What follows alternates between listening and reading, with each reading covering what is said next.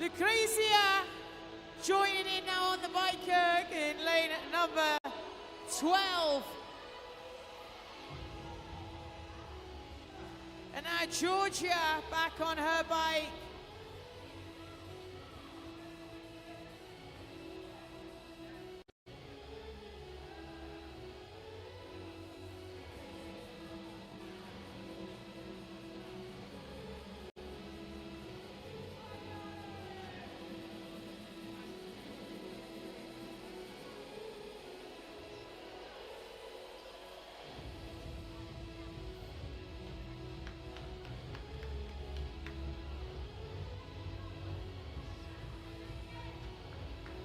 Ten calories remaining now for your leader here.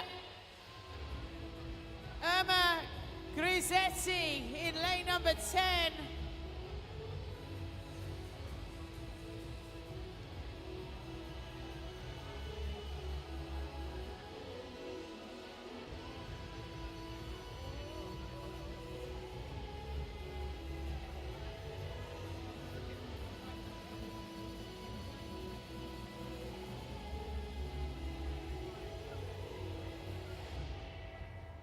Unbelievable pace there from Irma, wrapping up those calories. Okay, I think we're back. We're live with event number 2 for our elite female women. Workout number 2, 2 rounds for time, 45-meter sled push, 48-calorie C2 bike, and then 30 burpee box jump overs. This is heat number 1. We are joining them around about halfway through. It is an 18-minute time cap for the ladies to work through. And I think that we're certainly going to see some heavy legs by the time these ladies get through to that second round, which I think they're on now, actually. The weights, there's a little bit of discrepancy in terms of the weights. On my information, it's 200 kilos for the men and 160 for the women. However, it looks like they may have been changed to 175 and 135 for the women. I will try and get some clarification on that for you guys at home watching. But this is workout number 2 for the elite women.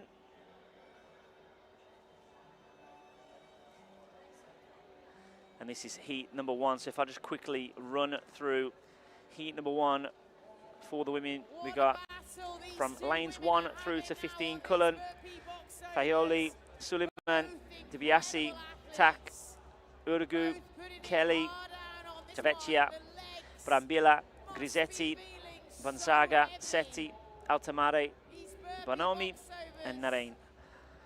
That's our lineup for this heat number 2 for the elite women. At the moment they are working through what I think is their second round. We have just joined them. What you're seeing on screen is what I've seen on screen. Stella Bartram there, the MC on floor, making sure everyone in the other arena. This workout is brought to you from the Ranch Arena. So she's keeping the crowd entertained from the inside. We can see some laboured burpee box jump overs here towards the end of the second round. 4 minutes to go in this cap. Irma Grisetti has really earned this one, and she is going to take the We will be bringing you the second heat of the women very shortly. Hopefully we'll have a look and see what time there is to beat. But a brilliant performance also. And this workout, aptly named Quad Crusher. Again, had a conversation with Brian Friend earlier on today with a little mini podcast, just talking about this weekend and how this workout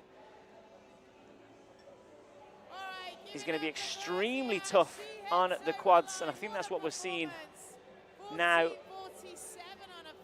14 minutes 30, I think, roughly around about the time that these ladies have set in this first round. It's difficult to see who's crossed the line, whether that's our leader there in the middle, whether we've already seen someone else cross the line first.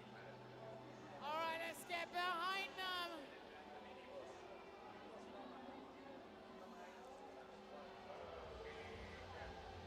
looks like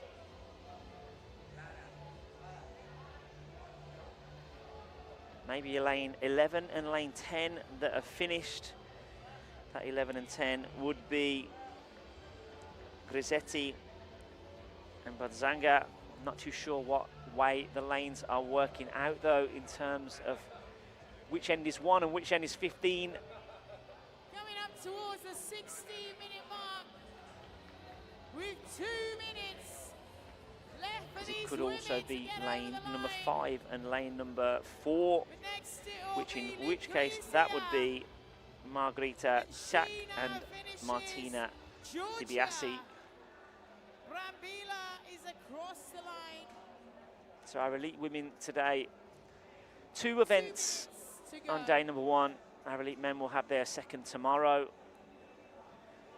As I say, this is heat number 1 for the women. There's 1 more heat to go, and as soon as heat number 2 has finished, we will come directly back into the Palace Arena for the IF3 European Championship heat, with our top girls vying for the coveted title of European champion. Inside the last 90 seconds now of heat number 1 for our elite women. Quad Crusher certainly looking to do what it's named. Those legs probably feel extremely heavy on those burpee box jump overs. Sled straight into a C2 bike.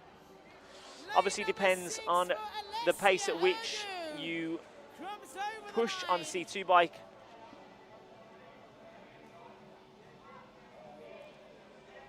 And obviously how much you rest on the 45-metre sled push. Discrepancy on the turf, how tough the turf is. Again, I'm trying to get some clarification as to the weights that our elites are using this weekend. I've seen 2 numbers. It's either 160 kilos for the women or 135. 1 rep to go. Christina is going to head over the line. 10 seconds. 3, 2, 1. Time. Wow, unbelievable. And congratulations to the incredible. And that's time for elite women heat number 1, event number 2 here at the UBL Italian Championships. We will be back in a couple of minutes with heat number 2, where we'll probably have a bit of a split screen towards the start.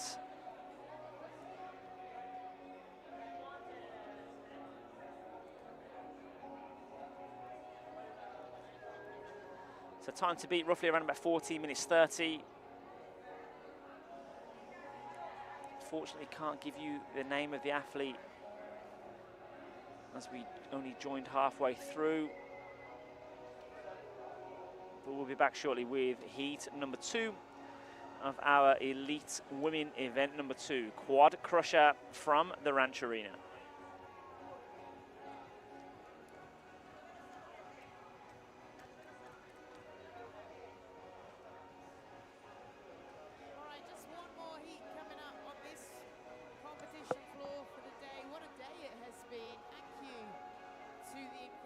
Judging team on this floor, you have been exceptional all day long. 1 more heat and you guys get to have a break.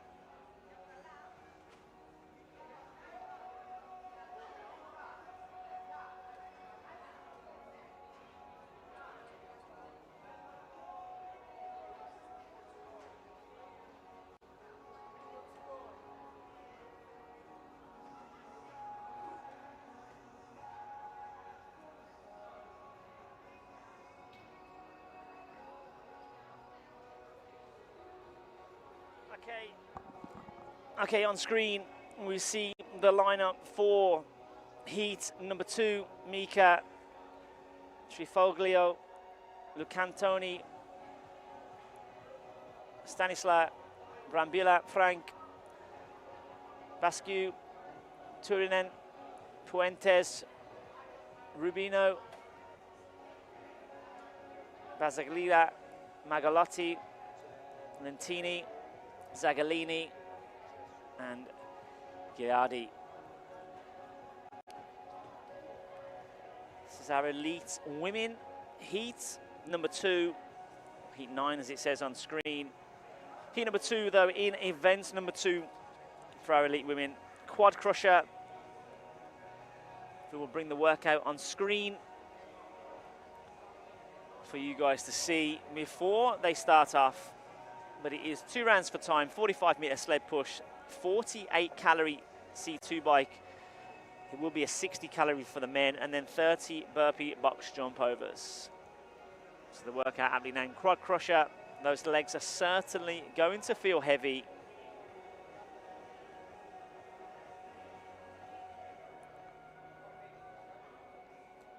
In those final rounds of the burpee box jump overs. A couple of minutes before we set off the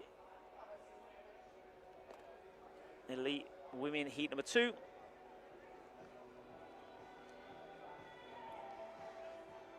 we will be simultaneously doing the IF3 Women's European Championship first workout as well. Should be joined by Gretchen Kittelberger from the president of the IF3. She should be joining me for the commentary in the booth for the IF3. I think we'll probably get a split screen at some point of elite women event number 2 as well. They will be going on at the same time. In lane number 1, Natalie Mika. In lane number 2, Claudia Trifoglio. In lane number 3, Alessia Lucantoni. Ariana Stanislai in lane number 4. Don't go anywhere, as we will be back shortly with both events to round out the day's action for the women. Mira Tuunen in 8. Yoheli Puentes in 9. Jessica Rubino in 10. Cecilia Basaglia in 11. Valentina Magalotti in 12. Denise Lentini in 13. Francesca Zagaglini in 14. And Yasmin Gilardi in 15. Welcome, athletes.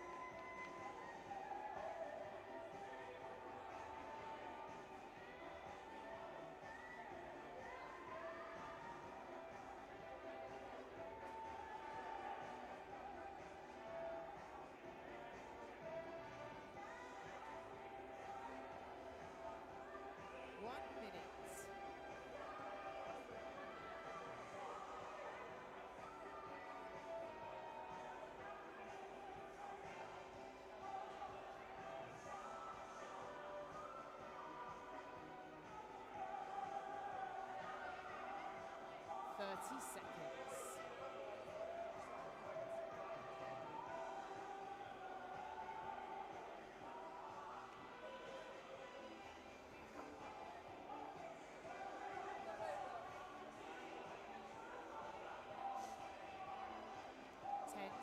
So heat number 2 for our elite women about to get underway in the Ranch Arena 10-second countdown.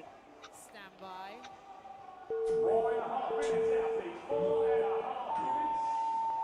Our elite women now underway. Heat number 2, 45-meter sled push. So it's 3 lengths of the floor. Still trying to get clarification on the weight. It's either 160 or 135 kilos on the sleds. 48 calories. You'll see them. They're just going to break the line on the sled. Burpees over the box. Time to be 14 minutes. So these athletes getting nice and low. Don't want to be too high and push the sled up. We want to obviously drive it across the floor.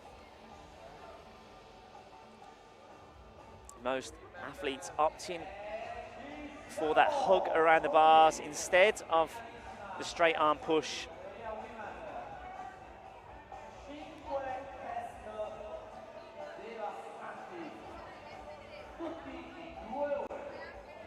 And joining me in the booth now, Gretchen Kittelberger. Gretchen, great to have you with me. Can you hear me? Lovely, I can hear you too. So at the moment on the screen, we've still got the elite women heat number 2.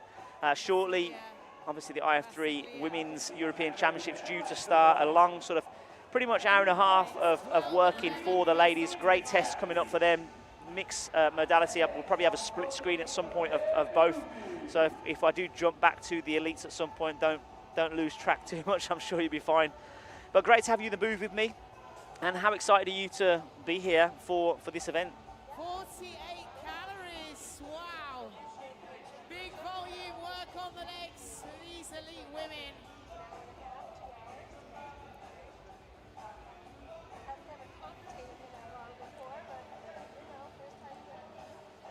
I mean, all you've got to do is speak about something that you love. So it should be pretty easy as we go through. There'll be plenty of action to follow as well.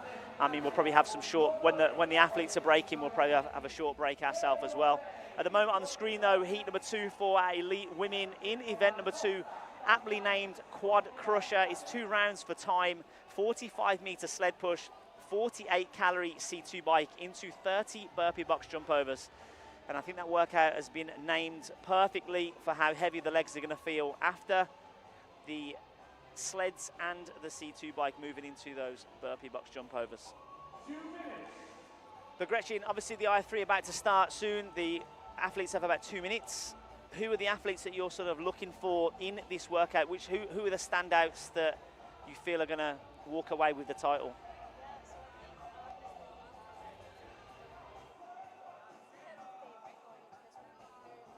90 seconds.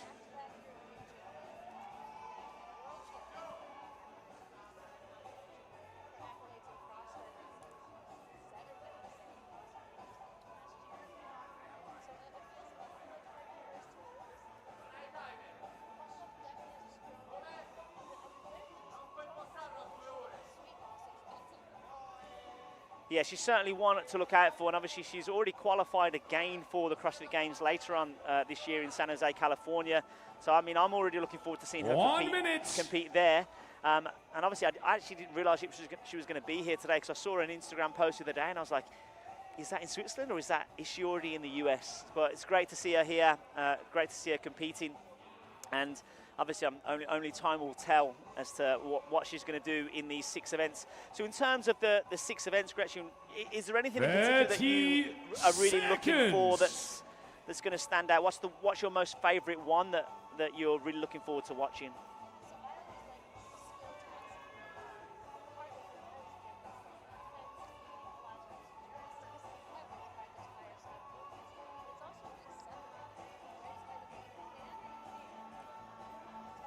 Ten seconds. So in terms of the skill one, obviously this one is a handstand forward, 180 pirouette, and then handstand backwards. Obviously, not many people do practice the backwards handstand walk. How does the point system work in terms of if an athlete doesn't finish? Is there a tiebreaker at any point as to who got to a point?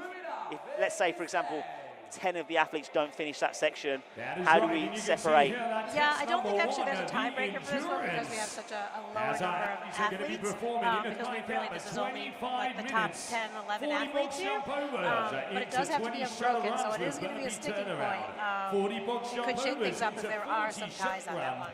Another 40 So at the moment they're working overs into through a 20 test number shuttle one, run, which is the burpee endurance test. turnaround, So they've got and from a 40 0 box to jump 25 overs minutes to work through. finish off. 40 box jump overs, 20 shuttle runs with a burpee at the turnaround, 40 box jump overs, 40 normal shuttle runs, 40 box jump overs, 20 shuttle runs with a burpee at the turnaround, and then another 40 box jump overs to finish.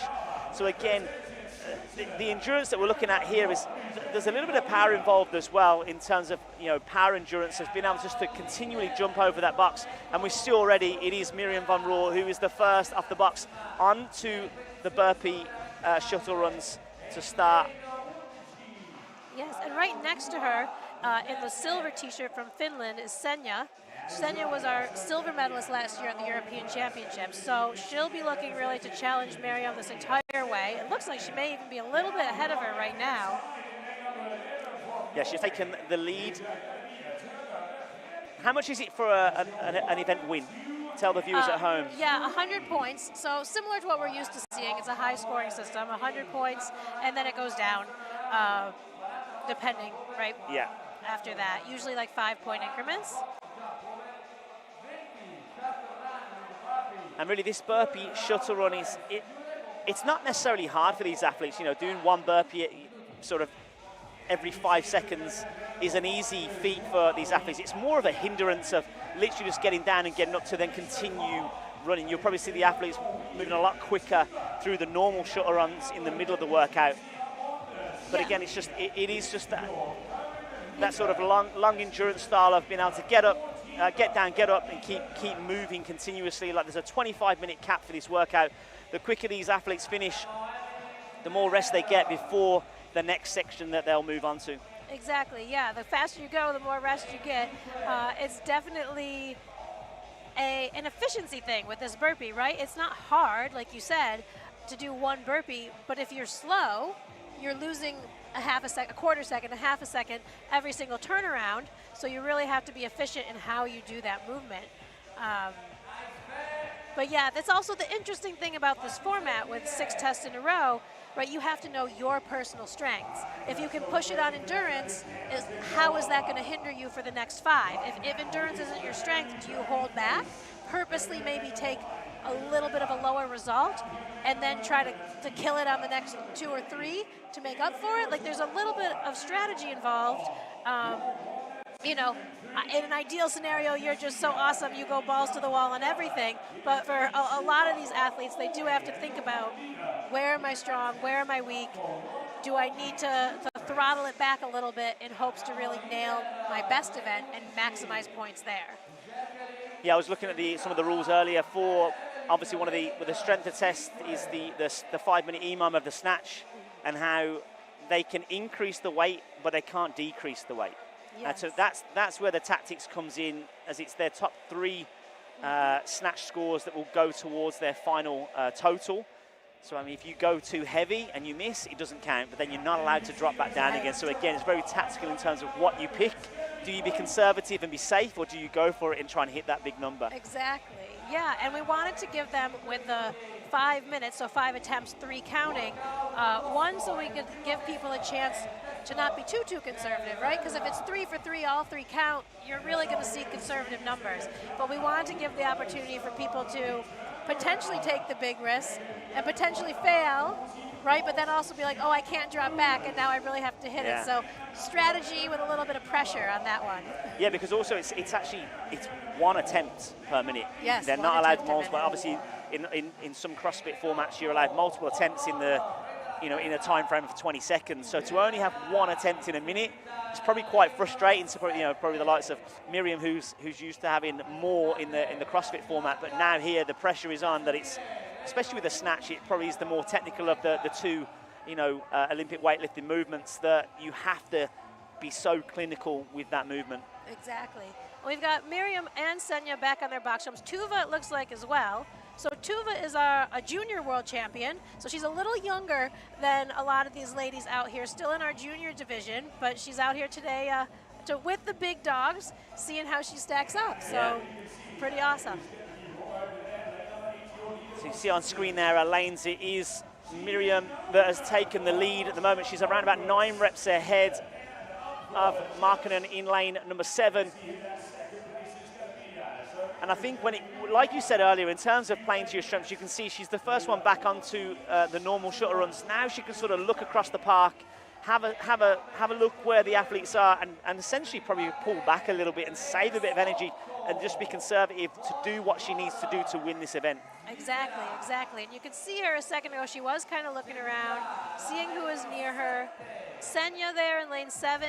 She's looking the closest there. Tuva is in lane 11, I believe. Yep, she's in 3rd place. So those are our top 3 right now.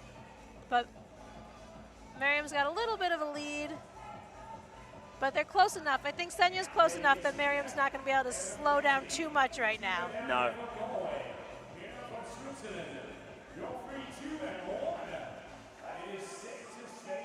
And this is a high number of shuttle runs. We've got 40 of them, right? Down and back is 1. Yeah. So again, efficiency in that turnaround, that's really, it's not long enough for you to have a ton of speed, but that turnaround is really where you can lose precious seconds. Yeah, an efficient turnaround, essentially like a transition into the next run. Because really with 40 shuttle runs, it's not going to be a sprint like you said. So this is probably a sort of a period in the workout where these athletes are just going to settle into a pace, hold that pace for the whole 40, and then potentially push in the next set of box jump overs. Exactly. So it is still Miriam von Rohr who is in the lead at the moment, looking comfortable in the middle.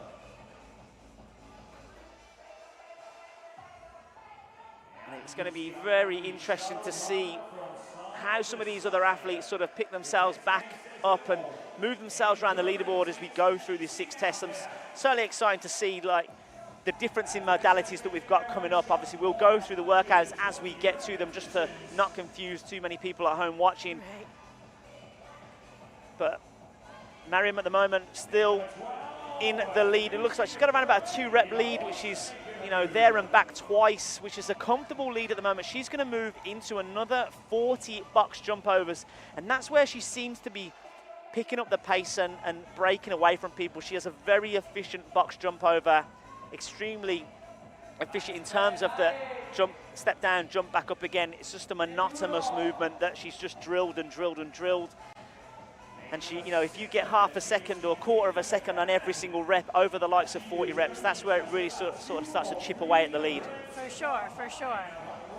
And she is running, if you look, she's right next to Senya in lane 7, they're in lane 8 and lane 7. And she's running just a tiny bit faster than Senya is, able to make up another rep on her now on those shuttle runs. And the shuttle run's a long rep, right? There and back. So even though it's like, oh, she's only got, you know, a 2-rep lead, that's still a significant amount of time. It'll give her a chance to get a chunk of box jump overs in before anybody else even gets to the box. I was actually just thinking about it then, in terms of the amount of shuttle runs that they're doing, even with the burpee at each end, it's actually a lot of hinging. So it's a little, even though it's not weight bearing, it's hinging down, back up and down, up and down. The lower back is going to feel it by the end of this workout. And how much is that going to play factor into the remaining workouts within this, you know, hour-and-a-half period? Right.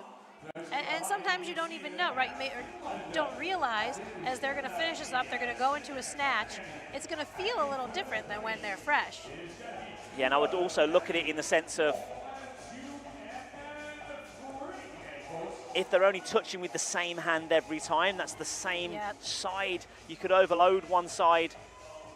Looked like we had one of our athletes just get a little bit confused with the amount of shuttle runs that she'd done, but it's still Miriam von Rohr that's in the lead at the moment. It actually looks like she may have extended her lead slightly as the clicker keeps going between 2 and 3, whereas before it was 1 and 2. But again, we have to remember that Miriam is essentially in games prep. Yes. That's why I say it's so great to see her here this weekend, with it being so close to the games, sort of, you know, less than a month's time now for her. Yeah. And this is a good quick 2-hour session, kind of she can sort of check where her progress is. And I know she's eager to get to the games, and I think maybe just as eager to have a little downtime afterwards. She's been very, very busy. She competes in multiple sports, not just CrossFit and functional fitness, but she does high rocks as well. Weightlifting. Weightlifting, yeah. I think she was the Swiss weightlifting champion recently, I believe. She's an amazing all-rounder. I mean, you know, that's why she stands out at so many things, and I wouldn't be surprised if we see her sort of punching for, you know, the top 5 at the games this year as well, especially with the fact that it is 20 events this year. There's going to be a broad spectrum of events for her to work from. But again, you look at her technique at the moment on these box jump overs in the middle of the screen. It's step on, jump on, step down. As soon as the other foot touches the ground, bang, straight into the next rep. Monotonous, and you'll see now the rep. Look at the rep count, already 18 reps ahead, because she is so fast and so efficient in this movement. And you notice as she does it, she's taking a little break there now, but she alternates direction so that she doesn't get dizzy, right? And doesn't waste any time. So she's not really moving in a circle, but she's going, leading with one leg, leading the other leg. It's a half circle, a semicircle, and it's very, very efficient. It is efficient. I always like to talk about the box jump, actually, because even though the female box is slightly shorter than the male, it is wider. Yes. So in terms of the actual step-up technique, they've got to jump a little bit further to make sure that they're closer to the other side to step off efficiently. If you're too close to the middle, you have to have like a little shuffle on the top of the box to even get towards the side. Yeah. And I think a lot of people forget that. And I mean, you know, it does play a factor into the workout, but we see now Miriam's already onto those next set of burpee shuttle runs. She's clearly a mile ahead now. I'm sure that she's going to sort of just keep a check on Markkanen in lane number 7 right next to it. It's great that she's sort of so close to the other athlete to pay attention to what she needs to do. Yeah. And I'm sure that she'll be able to dial it back a little bit in those final 40 box jump overs, just to save a bit of energy for the next test. Yeah. And you can see now, we see Tuva there in lane 11 a second ago. You saw her box jump over. She's a much taller athlete. So when she jumps, she lands a little higher and then sort of squats down and turns. It's just not as fast as someone. Miriam's a little bit of a shorter athlete, very compact. It just loses time, right? And that's not anything she can prevent, right? That's just stature, that's just genetics. But you can see that Miriam's really, really built and has really dialed in that efficiency on those box jump overs. Yeah. And now we have both Senya in lane 7 and Tuva in lane 11 are back on their shuttle runs. But Miriam's just extended that lead. She's about between 3 and 4 reps ahead of Senya, who's in second.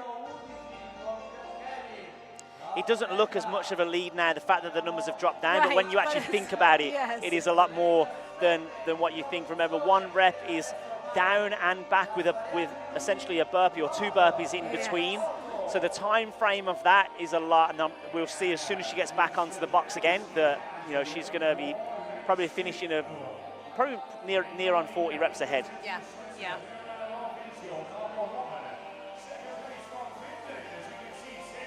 So in terms of the athletes coming to this event, what was the qualification process for them to get to the European Championship? What's the way that they needed to get to this venue tonight, as it were? Yeah, so all of the athletes for all of our events internationally, they're selected by their national federation. So you have to have a national federation in your country, and then the country has to essentially nominate you to come to this event. So this event, because we're only taking, right, these top 10, 11 athletes here, each country starts with a quota of 1. They were allowed to select 1 athlete, and then depending on certain different factors, certain countries were then awarded a 2nd place. So you'll see there's only, 1 or 2 athletes from each country here.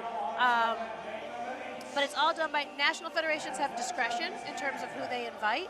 What most of them do is they run their own national championships, and then winners of the national championship are then are selected to come to European championships, or later in the year we'll have world championships. But so the whole process goes through the national federations, and they have discretion to decide who they feel is the best representative for their country. We only require that their process be objective, yeah. So they're not allowed to just pick a favorite. They have to have a process that has some sort of rules, but it could be, you know, different in different countries, but most use a national championship process.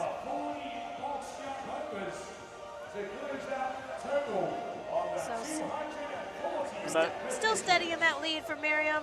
Yeah, I think she's on her last rep now, I think, or two Right. two reps in remain for her, and then we'll see her sort of fly ahead again to round out this workout, and she'll be well under the time cap. How do you pick the time caps for this? Is it always a standard time? No, we don't, for this format, we don't have a standard, oh, the endurance has to be this and the rest has to be this and that. It just depends on, you know, testing of the workouts, of the tests, trying to give athletes the opportunity to finish, right? We have a large, one of the things about our organization, right, because we're using national federations, and some countries are good at the sport and they're big, and some countries are small, the sport is newer to them. Miriam back on her box jumps here, but we try to give athletes, so we have a large range of abilities, so trying to give a majority of athletes an opportunity to finish. So I was just pointing at the screen then because Miriam actually took a look up and down To see. the floor, and actually, look, you can see her now. Take a little She's rest, taking a break. She knows she doesn't need to do much more. There's no need to empty the tank. Right. She's got 5 more tests to go. She wants to stay as fresh as possible. Obviously doesn't want to give up the win, but she wants to also conserve a little bit for everything else she's got coming up. Yeah, the hand's going to go up in the air soon. She's well ahead. She can sort of dial it back a bit now. She takes another step back, a good breather, has a look up and down the floor, sees that there's only one athlete in contention with her, and she's a good nearly 30 reps ahead. I think there we go, hand in the air, last 5 reps for Miriam.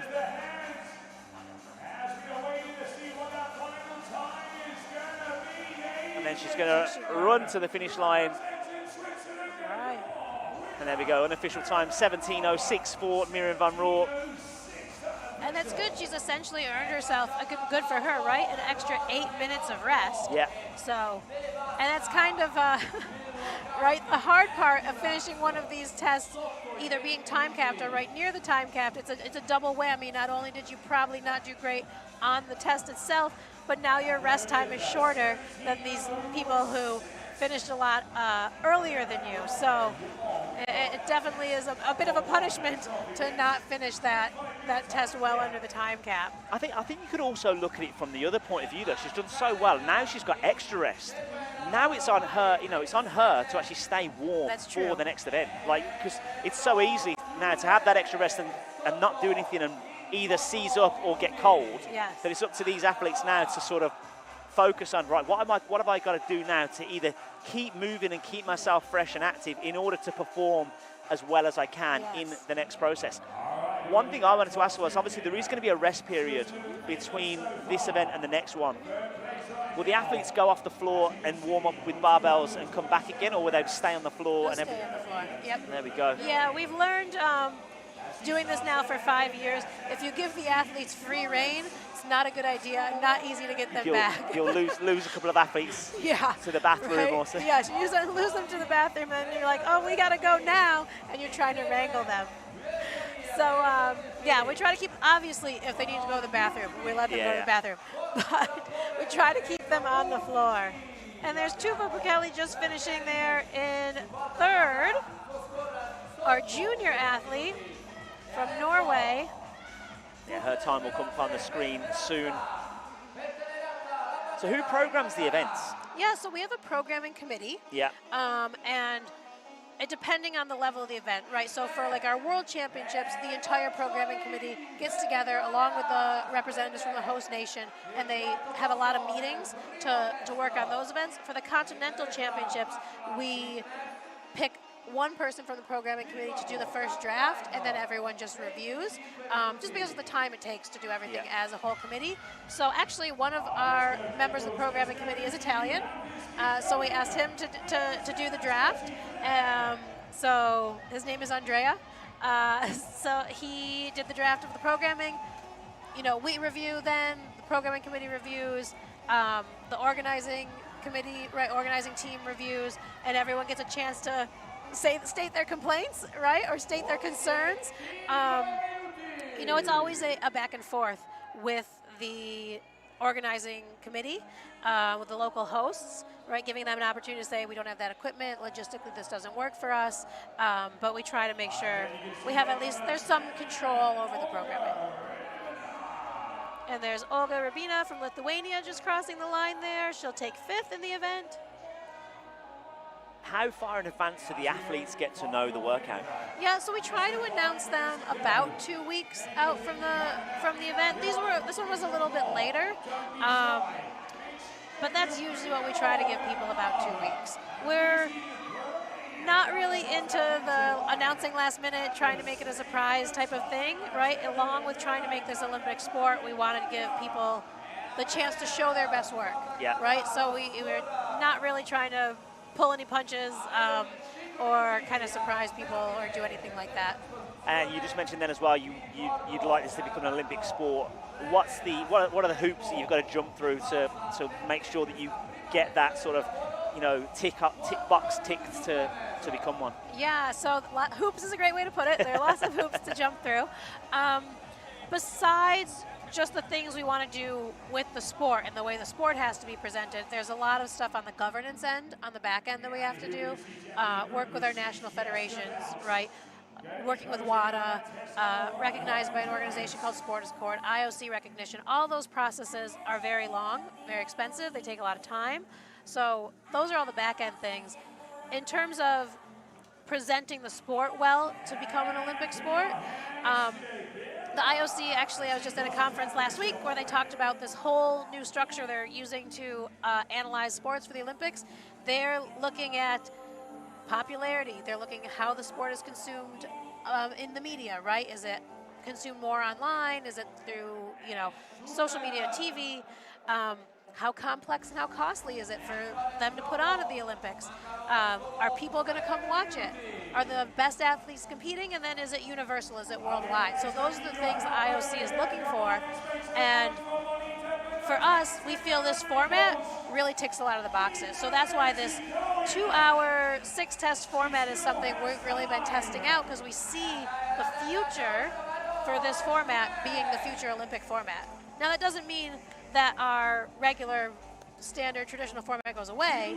It just means the version of the sport that you'd see in the Olympic Games probably wouldn't look like a traditional competition. It would look more like this format.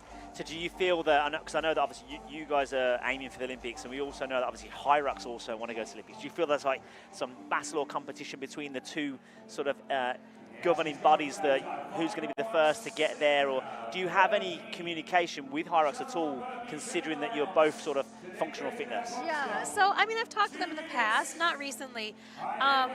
So the interesting thing is their approach to it is very different from ours. So where we've established our own independent federation, right, international federation, with our own independent national federations, what they have done is they're trying to become a discipline of an existing federation. So they've partnered with World Triathlon, and they want to be a discipline of triathlon.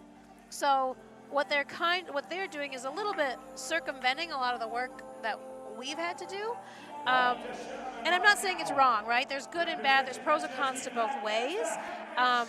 When we started, we really felt the independent route was the way to go, because we felt we should have control of the sport.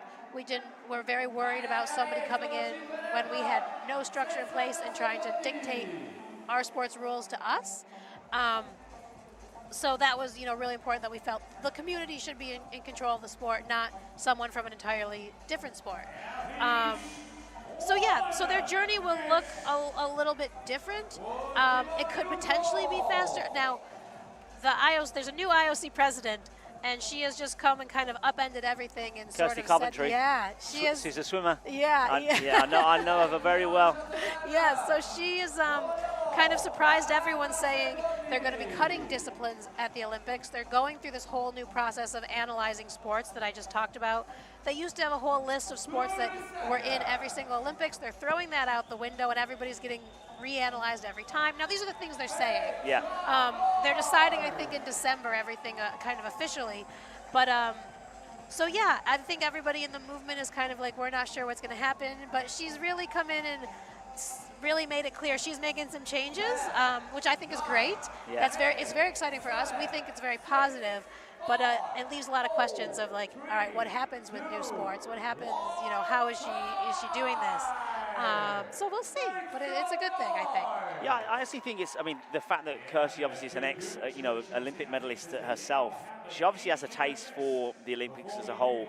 And one thing that I did actually like to see at the previous Winter Olympics was she had some tough decisions to make in terms of, helmets people are allowed to wear and stuff like that. But you can actually see some emotion, the way that she spoke to the cameras and actually, gave some live chats, as it were. There was emotion there, and she was upset, because she knew that these were the rules that were in place, whether she even agreed with them or not.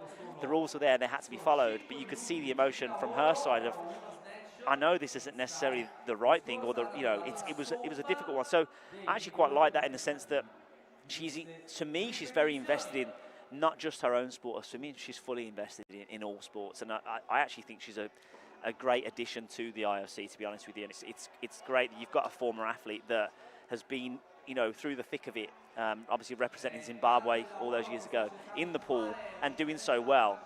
I think it's great to have someone that's not only going to try and do the right thing for the Olympics itself, but also she'll try and back athletes as well at the same time. Yes, yeah, and they just had their IOC session a couple of weeks ago, and they announced grants for Olympic athletes. That the IOC will be funding these grants, I think starting with the athletes from Milan Cortina. And that's a great thing now too, making sure that these Olympians are getting some funding. So that's pretty cool. Not tied to how they do, not tied to, it's not prize money, but just a monetary payment for just being there and being an Olympian. So that's already a pretty cool thing. So yeah, I think she's coming. I think she's surprising people. She's coming in. She's shaking things up. She's gonna freshen it up, and I'm very excited to see what she does.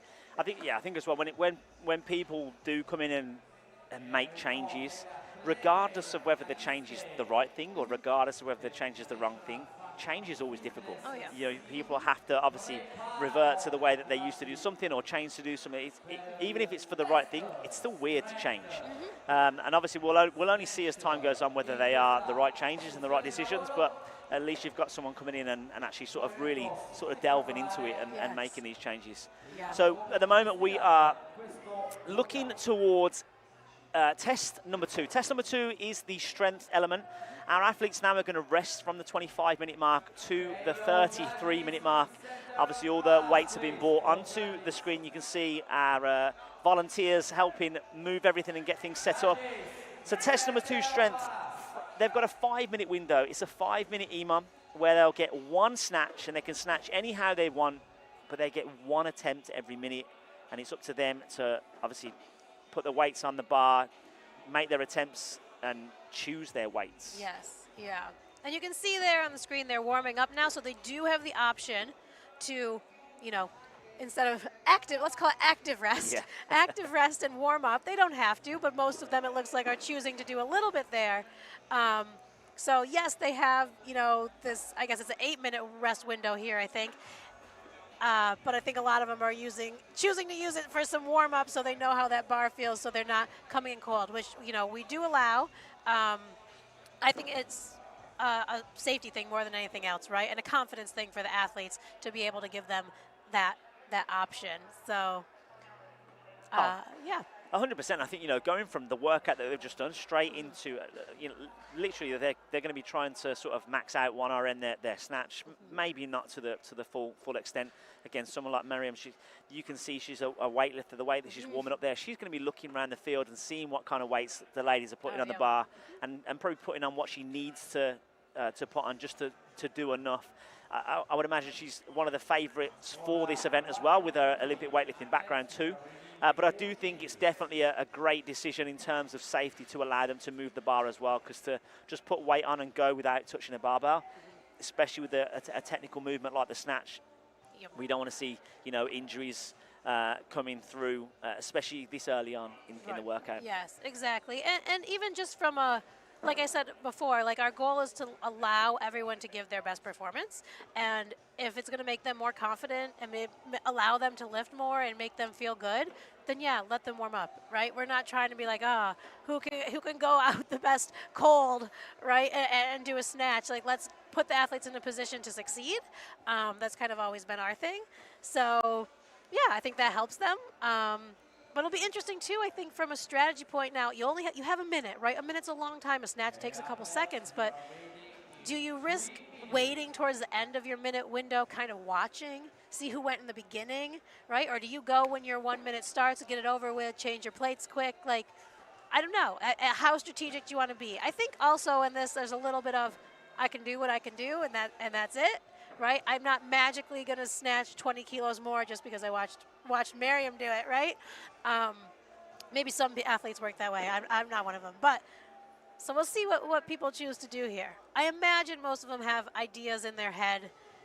A conservative, maybe starting weight, right? Since you can't go back down, you pick something you know you can hit in the beginning. I mean, if I was to look at this, I'd probably look at the first or the second minute is a bit of a gauge to feel how the snatch is feel how it's feeling, and then obviously you've banked one, but then you've also got another 3 attempts. Then you can really, put the weight on for the third and the fourth attempt, and then go for it on the fifth. Other than the Miriam with her background, is obviously this field pretty well. Anyone else that we're going to be looking out for in this snatch in terms of who's going to be lifting up probably the heavier end of the spectrum? Yeah, Tuva, again, I think she's pretty strong from Norway. She's young. She's in, I believe, lane 11. I think we see a good number from her. So I think she'll probably come in close. The others, I'm not really sure. Like, I think it'll be very close, to be honest. I don't know a lot of them as closely. A lot of them are in our events for the first time. Our two athletes from Jersey, I don't know quite as well. I was just looking actually at Sherma down in lane number 3. Obviously, she's finished last in the first workout. Didn't manage to finish the event, but just watching her warm up now on the snatch, she's adding the weight to the bar, and I've not seen her do anything other than a power snatch so far. Yeah, same. I was just watching that. I was like, oh, she could be a dark horse here, right? And sometimes that's how it works. Maybe it was a bit of a strategic play in endurance. She was maybe held a little back, so she's knowing, hey, I'm not. Even if I try my hardest, I'm not winning this event. So I'm going to go ahead and just try to get through it and then really knock it out of the park on the snatch. Well, one of the things, obviously, to look from the first event as well, with the box jump overs, with the running, you're probably activating yourself pretty well as a warm-up into this snatch as well. Obviously, in terms of the fatigue levels, a bit different, but the fact it's only like one rep, hit and go, as it were. It's not like you're doing multiple reps where you need a bit of like strength endurance too. Right. This is just sort of a one rep max. You're building up, and I've seen it happen before in the past. And the example I always give is, I watched one of our friends of mine years ago, back in 2018, I think it was, Mia Hesketh. She PR'd her snatch after an 8K desert run, and purely because the activation of all the smaller muscles from the run itself. She then just felt so warm from the morning, went into the snatch and hit 104 kilos on a snatch, which is insane after that much. And obviously these ladies have just done a long endurance workout too.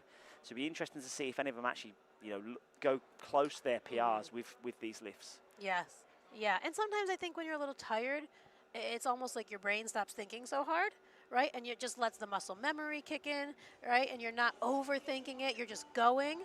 And I think that actually can help, right? Like sometimes that EMOM thing, you just get in the groove. So yeah, maybe we'll see some surprise PRs here. Let's see. And obviously the weights are on the bar. We obviously don't have a visual of what the ladies have got on at the moment. We might have one on screen like we did for the rep counter. But we'll be looking to see, like you said, they'll all be lifting at the same time. Yes. So because you're focused on yourself and your own lift, if you're obviously not aware of other people, you might think someone's hit a weight, but they actually missed it. Yeah. Yeah. And then you might put too much weight on the bar for the next one, trying to catch up. Yeah. There we go. Good lift for Senya. Good lift for Miriam. There we go. We've got the weights We've got the weights. So a 75 lift for Nurmi in lane number 11 to start with.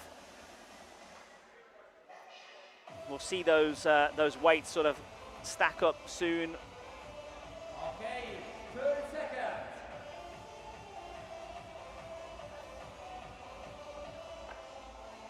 So 20 seconds, and then we'll have attempt number 2. Still waiting for Miriam van Roor's attempt to come on. it looked, there we go, 78. Straight away, she's done enough to jump herself to the top. She'll be having a look round. 3, 2, 1, snatch. You can see their next attempts. All right, and here we have our athletes going for that attempt number 2.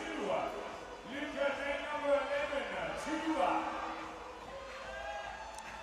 And we see Rabina there. She's just missed the lift again. She hasn't got anything on the scoreboard yet, which now means that the final 3 lifts, she's got to hit all 3 in terms for her to get a bigger total.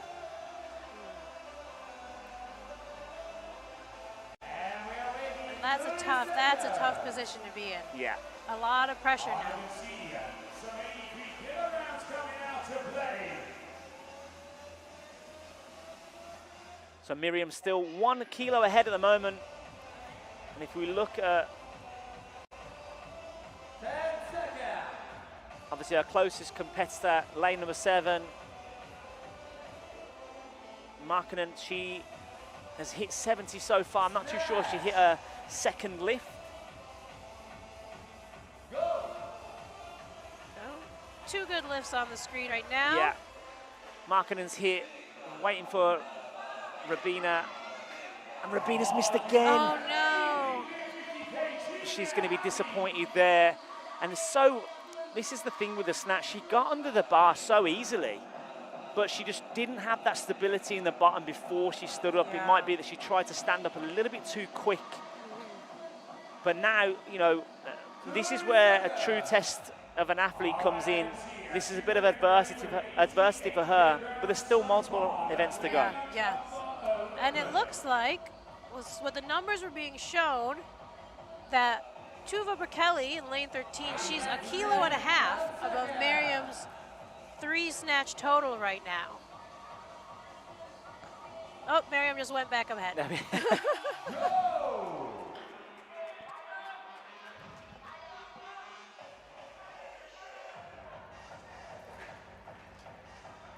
But we should be paying attention to Senja Markkanen, because on the board right now, it's only showing that she's made. There we go, Rabina just hit, she there hit her she first goes. lift, so great to see her finally get under the bar and stand it up.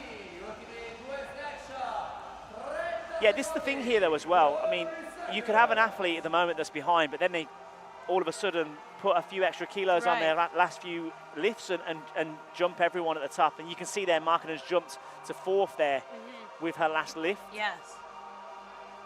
Right, and there's nothing in the rules that says you have to lift all 5 minutes. Let's say you make your first 3 and you're like, all right, I need some rest. Yeah. Take off minute 4 and then just go for one big one in minute 5. Now I don't know if anyone would do that, right? Part of me says take the lift. Yeah. Go. Nice lift there. That's our other Swiss athlete. A few nice lifts. We'll see if Rabina hits her 5th and final lift. And she does stand it up, so Good. that possibly puts her ahead of Nurmi at the moment, who is only showing a 75 kilo lift, but I'm not too sure if we've got all the added weights together at the moment. Bjerkeli's gone above Miriam van Roor, and that's a big jump as well, so she must have gone for a big lift in the end. And we'll see if Miriam, if her amount changes. 8, 7, 6, 5.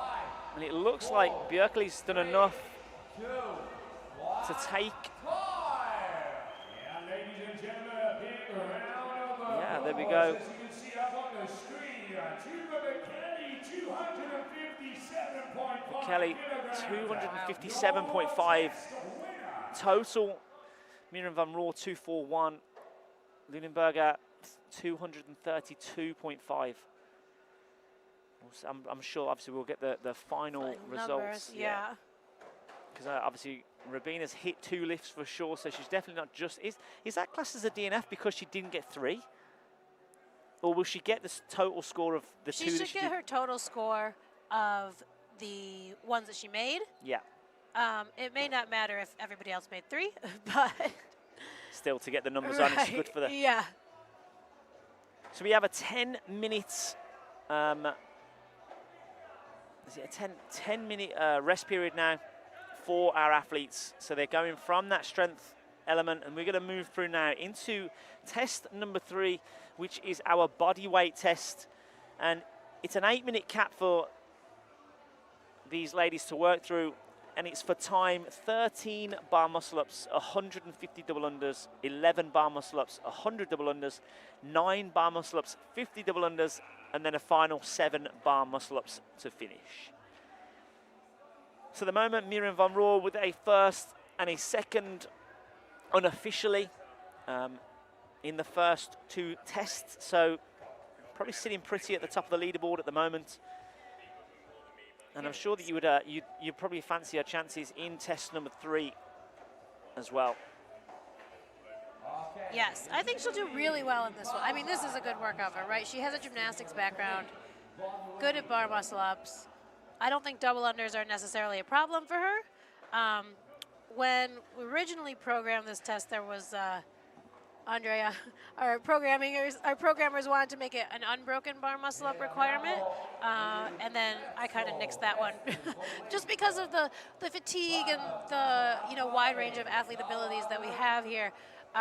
We just didn't want people not passing, spending 8 minutes trying to get 13 unbroken bar muscle ups. So we now they have the choice. They can break them up if they want. So you're speaking from experience. I mean, you're a games athlete. What, four years in a row back in the day? I don't want to say back in the day. It's okay. Back in the day is fine. Was it 2010 through to 2014 or 2011? 2011 through 2014. Yeah. So, I mean, do you ever test these events? When you see them, if there's something you fancy, you're like, oh, I want to give that a go. Sometimes I'll maybe give it a go. So a couple years ago, I could test it and be still like relatively competitive and like actually be like, okay, this is a decent test of the workout. I am now past that point. I've had a baby. My fitness isn't where I was, right? And I'm now I can't test it to be useful, but occasionally I'll do things if I'm like, oh, this is a fun. This looks fun to me. So as a former gymnast, this would be a good workout for you then? This is a good one. Yeah. I don't like double unders that much, but but the bar muscle ups I like. So you said you had a baby. I did. I mean, he just turned 2 like 2 days ago. So we. And that was your first? He was my first. So now technically, you should theoretically be stronger because now you've got mom strength. Yeah, that's what they say, right? Yeah. I'm not stronger. I think it's a thing. It's official. It's like it's a scientific fact that once you have a kid, it's you get automatic extra strength. They get stronger. That's what they say. Or I was really holding out for like more endurance, right? Better endurance.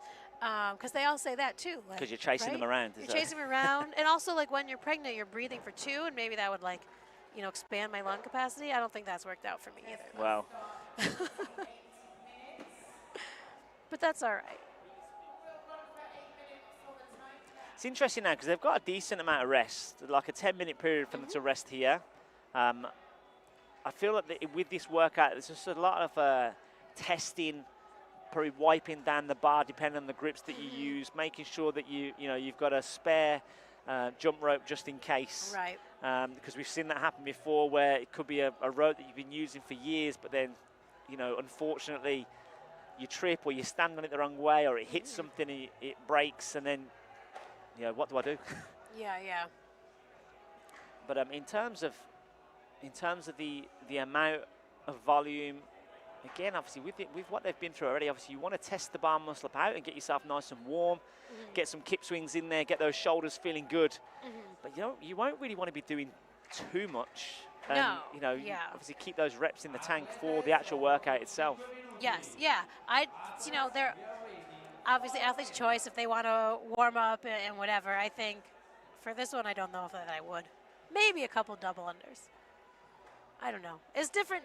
It's different now for me to sit here and say this because back in the day, probably I would have warmed up too. Now I don't warm up hardly at all when I go work out. Well, when the elite women were going earlier and they had the bar muscle-ups and the ring muscle-ups, so the rings and the bars are actually quite high. Oh yeah, that's always especially an for issue. the height of the female. So a lot of the females were actually starting by standing on the J hook getting their hands on and literally starting in a dead hang position. Oh, yeah. Whereas I see a few of the ladies now bringing out the risers in order to give themselves a jumping start. I would always prefer a jumping start, to be honest. But again, if they're, you know, just unfortunately a little bit too short and the riser doesn't work, that's a different thing to play with. It's not often that you practice a bar muscle up by, you know, standing off a hook and.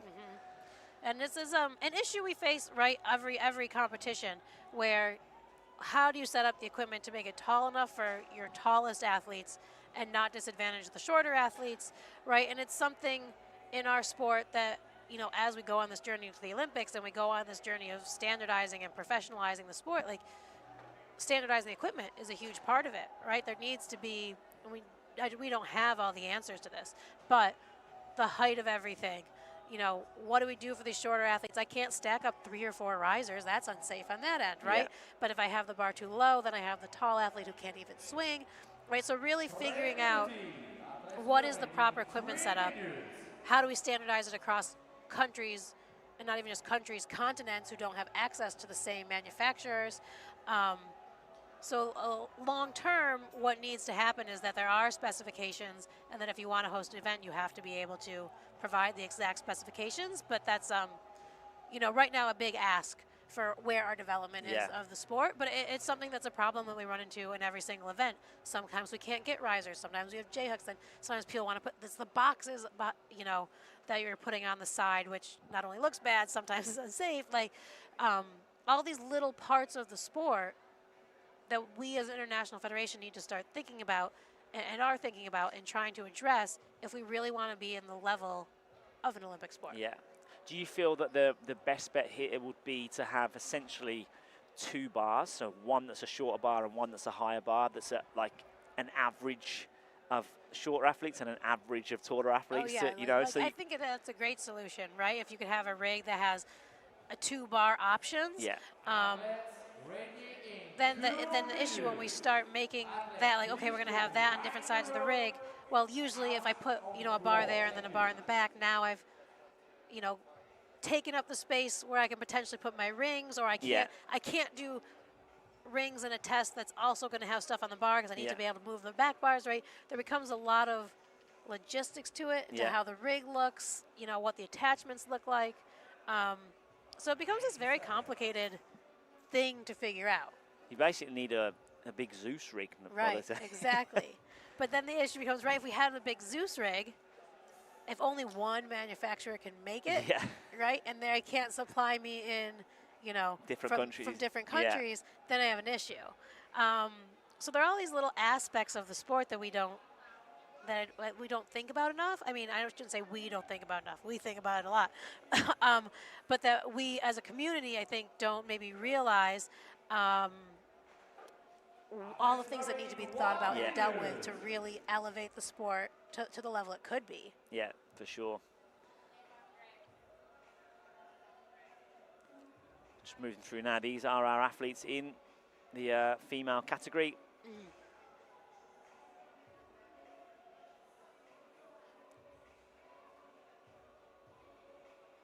So as a former CrossFit athlete, how much attention do you still pay to all the live events? Still interested? Live events? Well, I pay attention to kind of what's happening, who's making the games. The thing that has become an issue for me, I would say I really pay attention until maybe this year is probably the first time that I really haven't watched any of the live events. Yeah. Leading up to the games, it became just too hard to follow, to be honest.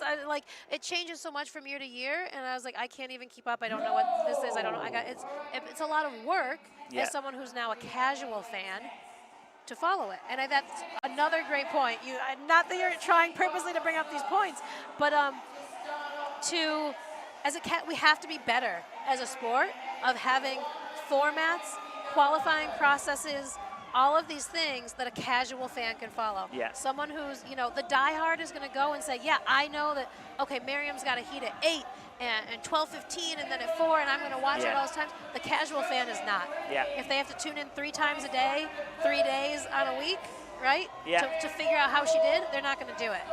So you really, when you're looking at this event, you're trying to make it as spectator friendly as well as possible. Exactly. Yeah. Yep. Well, our ladies are off. We're just inside the first minute of test number 3. It's our body weight test. Just to reiterate the workout, it's an 8-minute cap.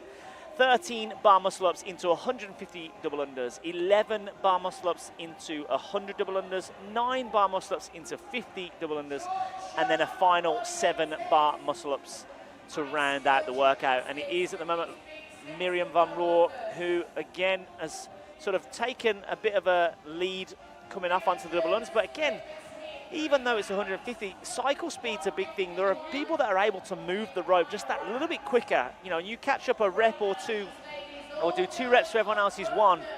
You know, soon you find yourself ahead. And at the moment, by the looks of the reps, it's Markinen that is in the lead at the moment. Yeah, and it's gonna, like, all these ladies, almost all of them, I think, did the 13 bar muscle ups unbroken. Actually, it could come down to trips. Yes, right. It could for sure, especially if we. And again, you know, tactical breaks. It might be that in the later rounds, even though the rep scheme of the bar muscle ups is going down.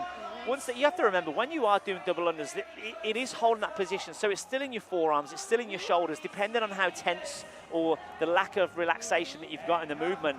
That can then play factor into the bar muscle ups. So it looks like it is Miriam that is the first to finish. She is onto her second set of bar muscle ups, closely followed by what looks like Björkeli in lane number 11. And Markinen in lane number 7. So it's the same 3 ladies again from the first test that are moving well. And it looks the way that they're moving that we're going to see them go unbroken again. Obviously 11 bar muscle ups this time. Hand in the air. And we have seen a break from Björkeli in lane number 11, but Miriam is off. Fast pace from her.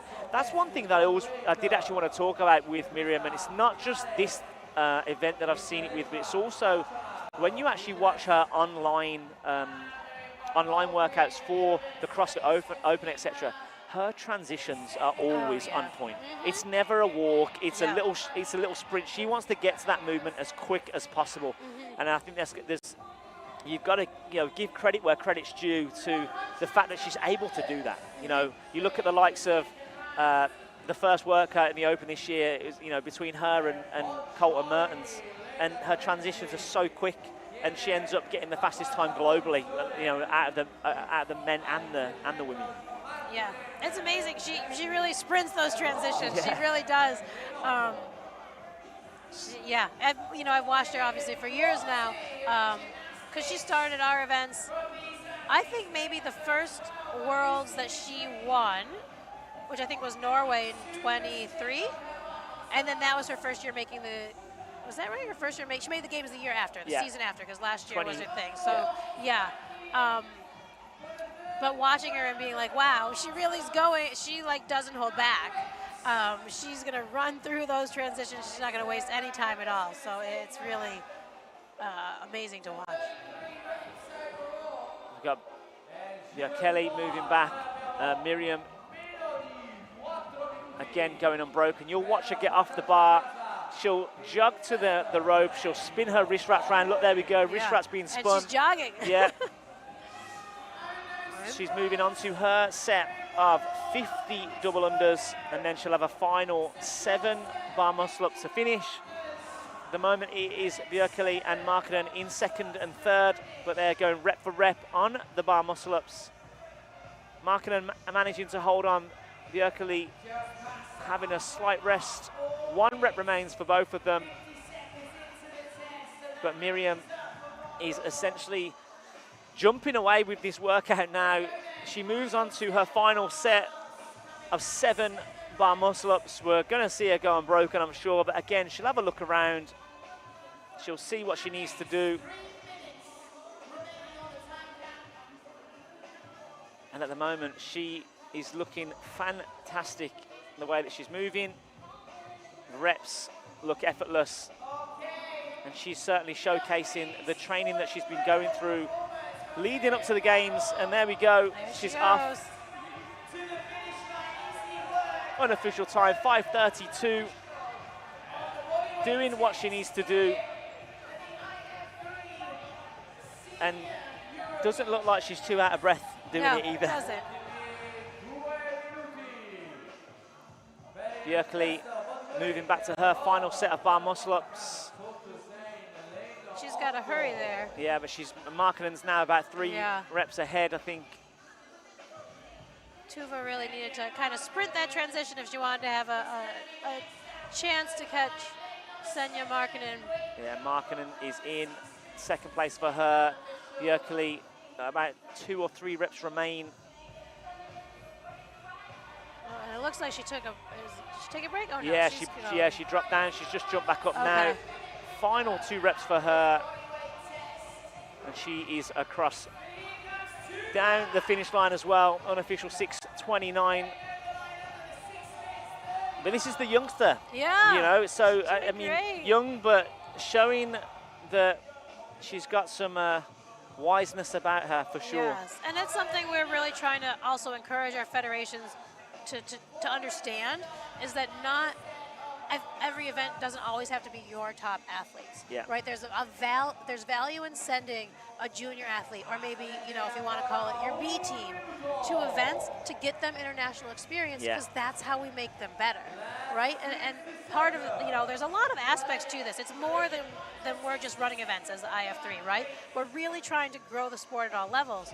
So understanding that we have to prep the future generation, we have to give them resources, we have to give them the ability to compete and train and all these different things, because if we don't grow that level, someday these top athletes are going to retire, and then who do you replace them with, right? Yeah. Like, we want this sport to continue. So I'm really excited that Norway decided to send Tuva, and that she was able to come. It was sort of, I think, a later last minute, I don't want to say last minute, but a little bit of a last minute decision. But I'm really, really glad, because this is such a great opportunity for her, and it's really something we're trying to, you know, impress upon the federations. Like, there's value in getting these athletes on the floor, competing internationally, learning all the things that go with it, even if they're not going to necessarily podium. Now, she may podium today, and she's actually doing really well at the halfway point here. She's doing very well. She's had, I think that's a first, a second, no, sorry, a third, a first, and a third, I think, for Björkli. But again, going back to the whole experience of competing against others, you can only do so much in a training room. Yes. It's not until you're on a competition floor where you have the external pressure of other people competing, and making sure that you actually focus on yourself and do what you need to do without letting other people's performances hinder your performance. Yes. While at the same time making sure that you're doing enough to stay ahead Right. of the fellow competitors. Exactly. Exactly. Okay, so we've got a little rest for our athletes now. I think we've got And we'll try to get you, I'm trying to get a an leaderboard. updated leaderboard here. I think we're resting now. There's another 9-minute resting period for our athletes, and we will move into test number 4, skill, which is the one you're looking forward to the most, Gretchen. I'll just quickly run through that before we get it on screen. So it's going to be 12 right arm dumbbell hang squat snatch into 12 left arm dumbbell hang squat snatch, 22.5 kilo dumbbell for the ladies. They'll then move into a 4-meter handstand walk, a 180-degree pirouette into a 4-meter backward handstand walk. Then 1 legless seated rope climb into 4 meters backward handstand walk, 180 pirouette into 4-meter normal forward handstand walk, and then to finish off with the 12 right and 12 left arm dumbbell hang squat snatch to finish. So sort of a pyramid of skill. Yes. I'm really excited. So let's think about it. I think for these ladies, I think the hang squat snatch, the weight won't be a problem. That's obviously, that's a flexibility tester, right? Mobility tester. Yeah, mobility in the bottom position. Yeah. So that maybe if someone doesn't have great mobility, it might slow them down a little bit. But I really think it's going to be that handstand walk into the pirouette, into the backwards handstand walk. They have to do it unbroken. Yeah. It's not long, right? But it's that second half, that backwards one. Yeah, I was going to say, the hard one. If I was to look at it, I would say it's that. I think a lot will be able to do the handstand walk 4 meters and then a half pirouette. It's being able to transition and go backwards. Yes. I think that's the thing, you know. And they've got to stay within the blue box on the pirouette as well. Yes, they got to stay in the blue box. They have some ability, right, if the fingers are over, but the palm's still on the line, right? But generally in the blue box. And yeah, the thing is, if you miss it once, right, it's the rest that you got to take before you can try it again. It's it's not an easy, it's not a trip, right? Like on the double unders where you could just restart. It's, I got to take 10, 20, 30 seconds. I got to make sure I'm ready. I don't want to start and miss it again. So it's a compounding thing. So yeah, I think it'll be really interesting who can get that right when it counts. And then the women only have one seated legless rope climb. Yeah, but I mean, it's still tough. Yeah, but seated makes it difficult. Yes. I was going to ask actually, in terms of the seated position, are they expected to stay in seated all the way up, or is it just to a certain point and then they can just continue legless? No, it's just seated from the ground, right? So they have to start basically butt on the ground, heels lifted off so they can't kick. And then once they're off the ground, they can go ahead and do what they want in terms of, it has to be legless, right? But they can kick their legs, whatever position. We're not judging the position once they're off the ground.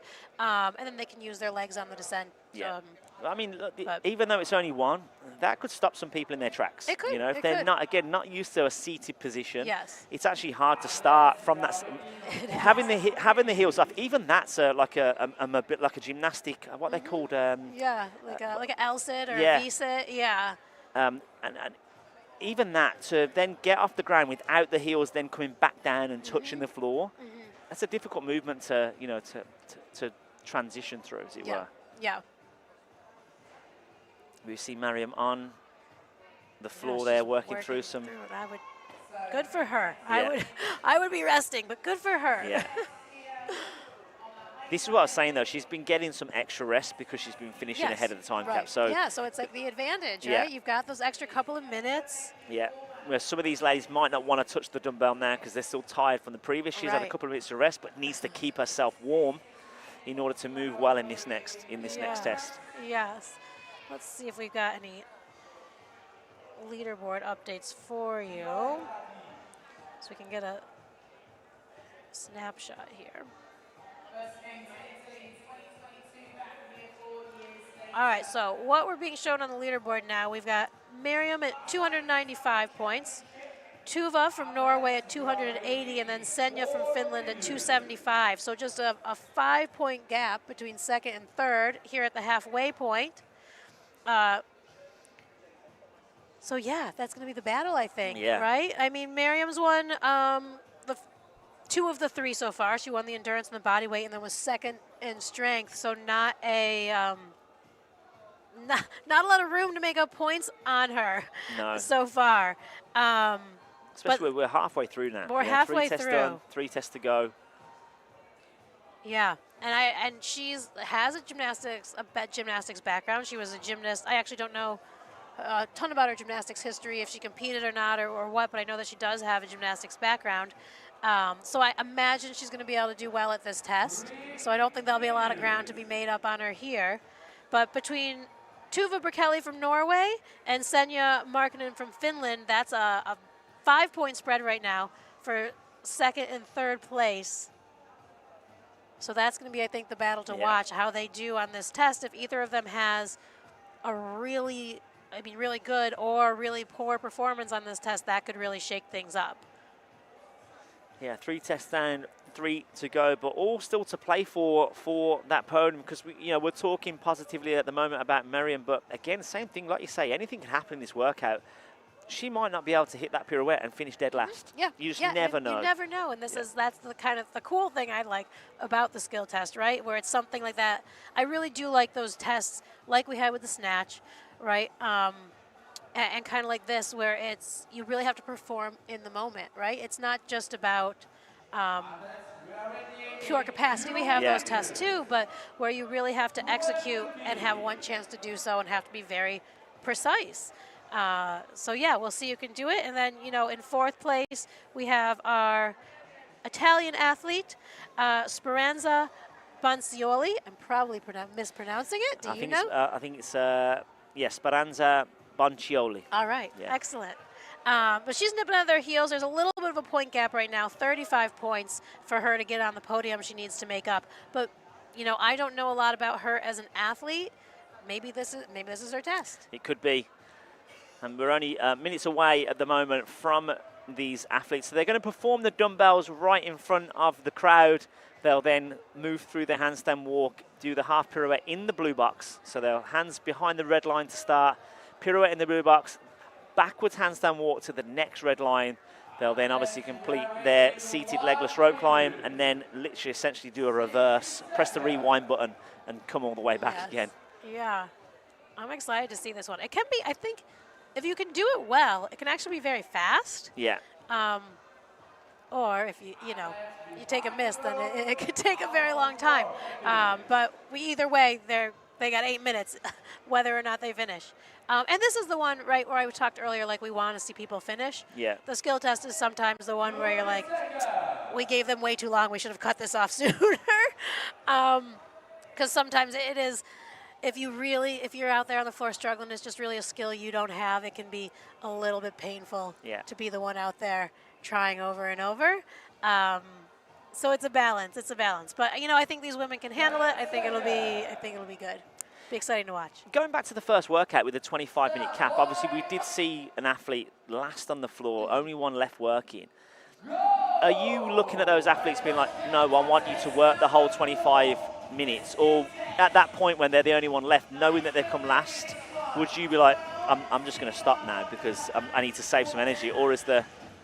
Do you know what I mean? I know exactly. Is there a minimum work requirement? We don't have a minimum work requirement. We also, because of this format, we don't have a rule like you have to try your best, right, or anything like that. One, because that's not enforceable, really. Like, how do you determine? And two, we want people to strategize. Yeah. Right. So, like, if you want to say, I call it, like, okay, call it. It's hard, I think, culturally. Right, and we talk about sporting culture. It's like a moral compass, isn't it? Yes, it is. But rules-wise, you're within the rules to be like, I'm done. I'm going to save my energy. I don't think most athletes would choose that, even though they're allowed to. So we look at Miriam on screen there. If you watch how she literally just drops straight into that squat snatch. Beautiful mobility. No question about whether she's hitting depth. And again, hitting the great extension at the top. And she's going to be the first onto the handstand walk. She kicks up in the middle. You see her now moving through. And this is where the first test comes to play. I think the squat snatches are easy. There she goes. Oh, that looked great. Now she's just got to make it to that red line. Oh, Miriam, go. Oh, she makes it. And he gives her a no rep. She's making her come back. Oh. Interesting there. Yeah. I thought that she got, again, whether the head judges have been given a discrepancy of they must show control when their hands go over or not. Maybe. But to me, she made it, and it now looks like Björkeli has taken the lead now in lane number 11. And this is what we said. It could be that something like this stops someone in their tracks. Right. There she goes. There she goes. Okay. Yeah, but it did. That's all that opened the door for Björkeli to get ahead. Yeah. Very nice pirouette there, half pirouette from Senya. She's not quite as fast as some of the others, but she's almost there. It's stressful to watch. Yeah, it is. It's sort of, yes. And Björkeli is done with her legless rope climb. She's moving back onto the backwards handstand walk. Miriam's working through her legless, using that kipping technique. Kip and touch. There you go. She did it. All right. Again, someone like Miriam, you would expect to move through that a little bit easier.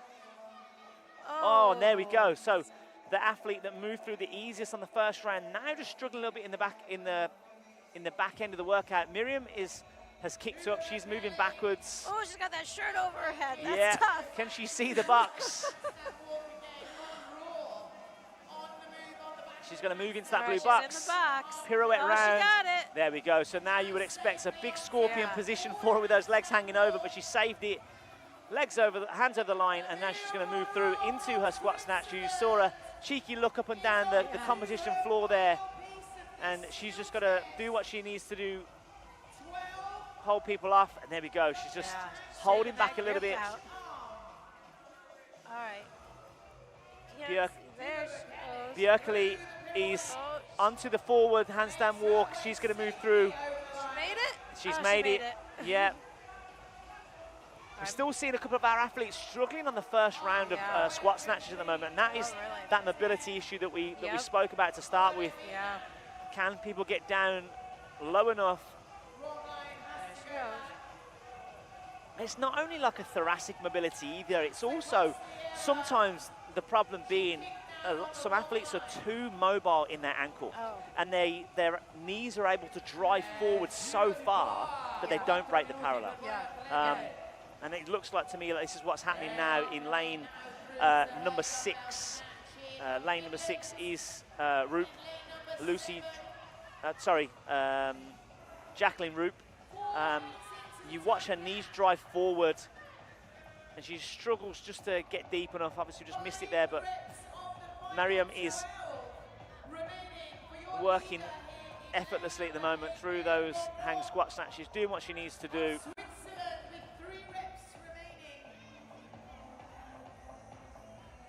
So when you look at this now, and you see someone like Mariam working through it so easily, and having a chance to again win another event, look up and down the field.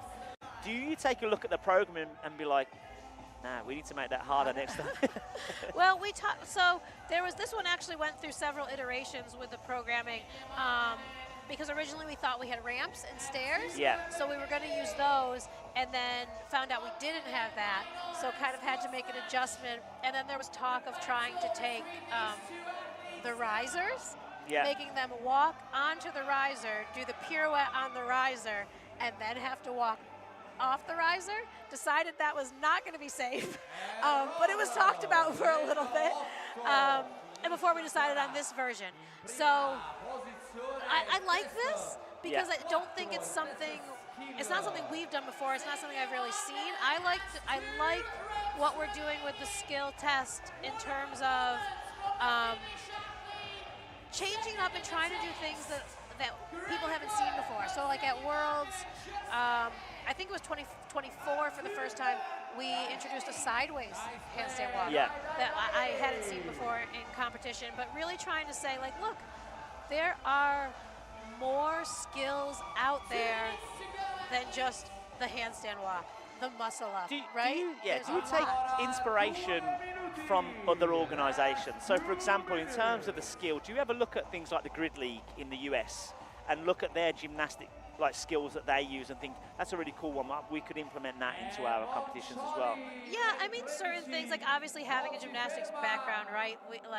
You have the knowledge of like, okay, we have not even scratched the surface of what could be skills, right? Of what are, even not even talking flips. Let's not even talk about like backflips for anything. Like basic conditioning, like good press handstands. I would love to see a cast handstand, right? Which is, for people who don't know, if you are on the bar in a support position. So imagine you finished a bar muscle up. Now from that position, you're going to go to a handstand. Wow. Right? I mean, and now we're talking in the gymnastics world, 6-year-olds do that. Yeah. Right? So why can't our athletes learn to do it?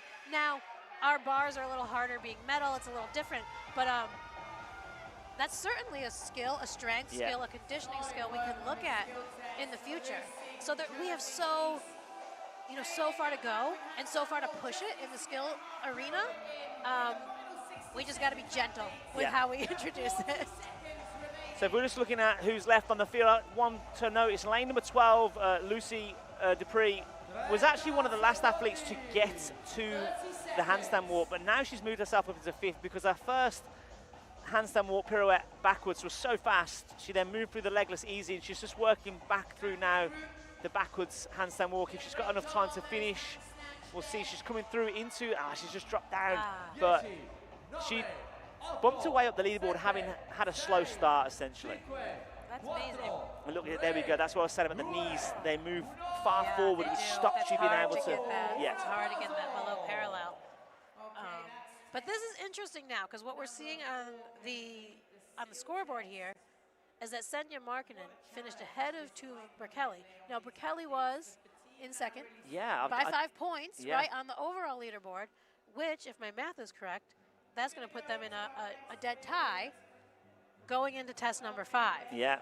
So we'll see. We'll check the leaderboard. I'm an attorney by profession, not a mathematician.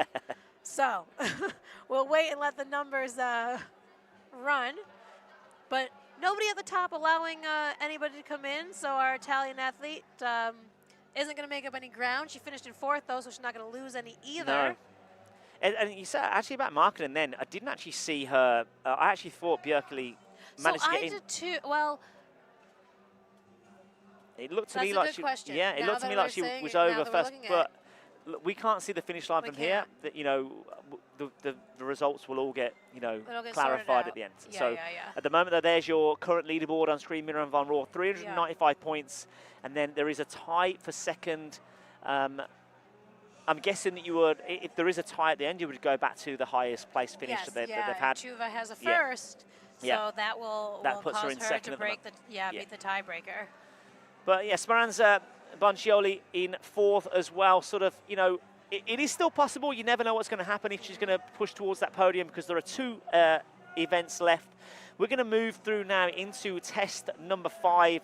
We've got a small break for our athletes, and they're going to move through into, for time, this is essentially quite a long workout actually, but a really cool one. I do like it. So for time, 2 rounds of 21 deadlifts at 45 kilos. They'll then use the same bar, go straight into 15 hang power cleans, and then 9 shoulder to overhead. So essentially a little bit of like a kind of DT workout, but from the hang rep scheme different. Immediately into 4 rounds of 10 toes to bar, 10 handstand push-ups, and then into another 2 rounds of the same format, 21 deadlifts, 15 hang power clean, and then 9 shoulder to overhead to finish. Yeah, and this is a fun-looking one, but you also have to remember they've done 4 hard tests before this, right? Yeah. So the fatigue is definitely there. They did a lot of hinging already, right? We talked about with even though it was just body weight in that first test, a lot of pulling, right? They only had 1 rope climb, right, on their pulling, but they had still pulling in the snatch, and they had pulling with their bar muscle ups, right? These muscles are tired. Hinging as well. They've had some hinging with the shuttle runs. Now they've got more deadlifts. You know, 2 rounds of, there's 42 deadlifts to start, another 42 deadlifts at the end as well. More hinging in that sense. A little bit of a hinge on the hang power clean as well, depending on the technique. Yeah. Obviously, a lot of ladies are able to sort of do that sort of bounce and straight into the next rep, as opposed to like a more of a hinge. And obviously, but we'll see in terms of these, if they're fatigued from the previous workouts, they may not be able to bounce it anymore. Right. So. And you got to think too. Now they just had. I thought that Miriam's grip looked a little tired in her rope climb. Right. She got to that legless rope climb. The top of that rope climb, she had to do a big kip to get the touch. Was kind of shaking out her grip, trying to rest it on the dumbbell. This is grippy. Like if you've ever done the full DT. Yeah.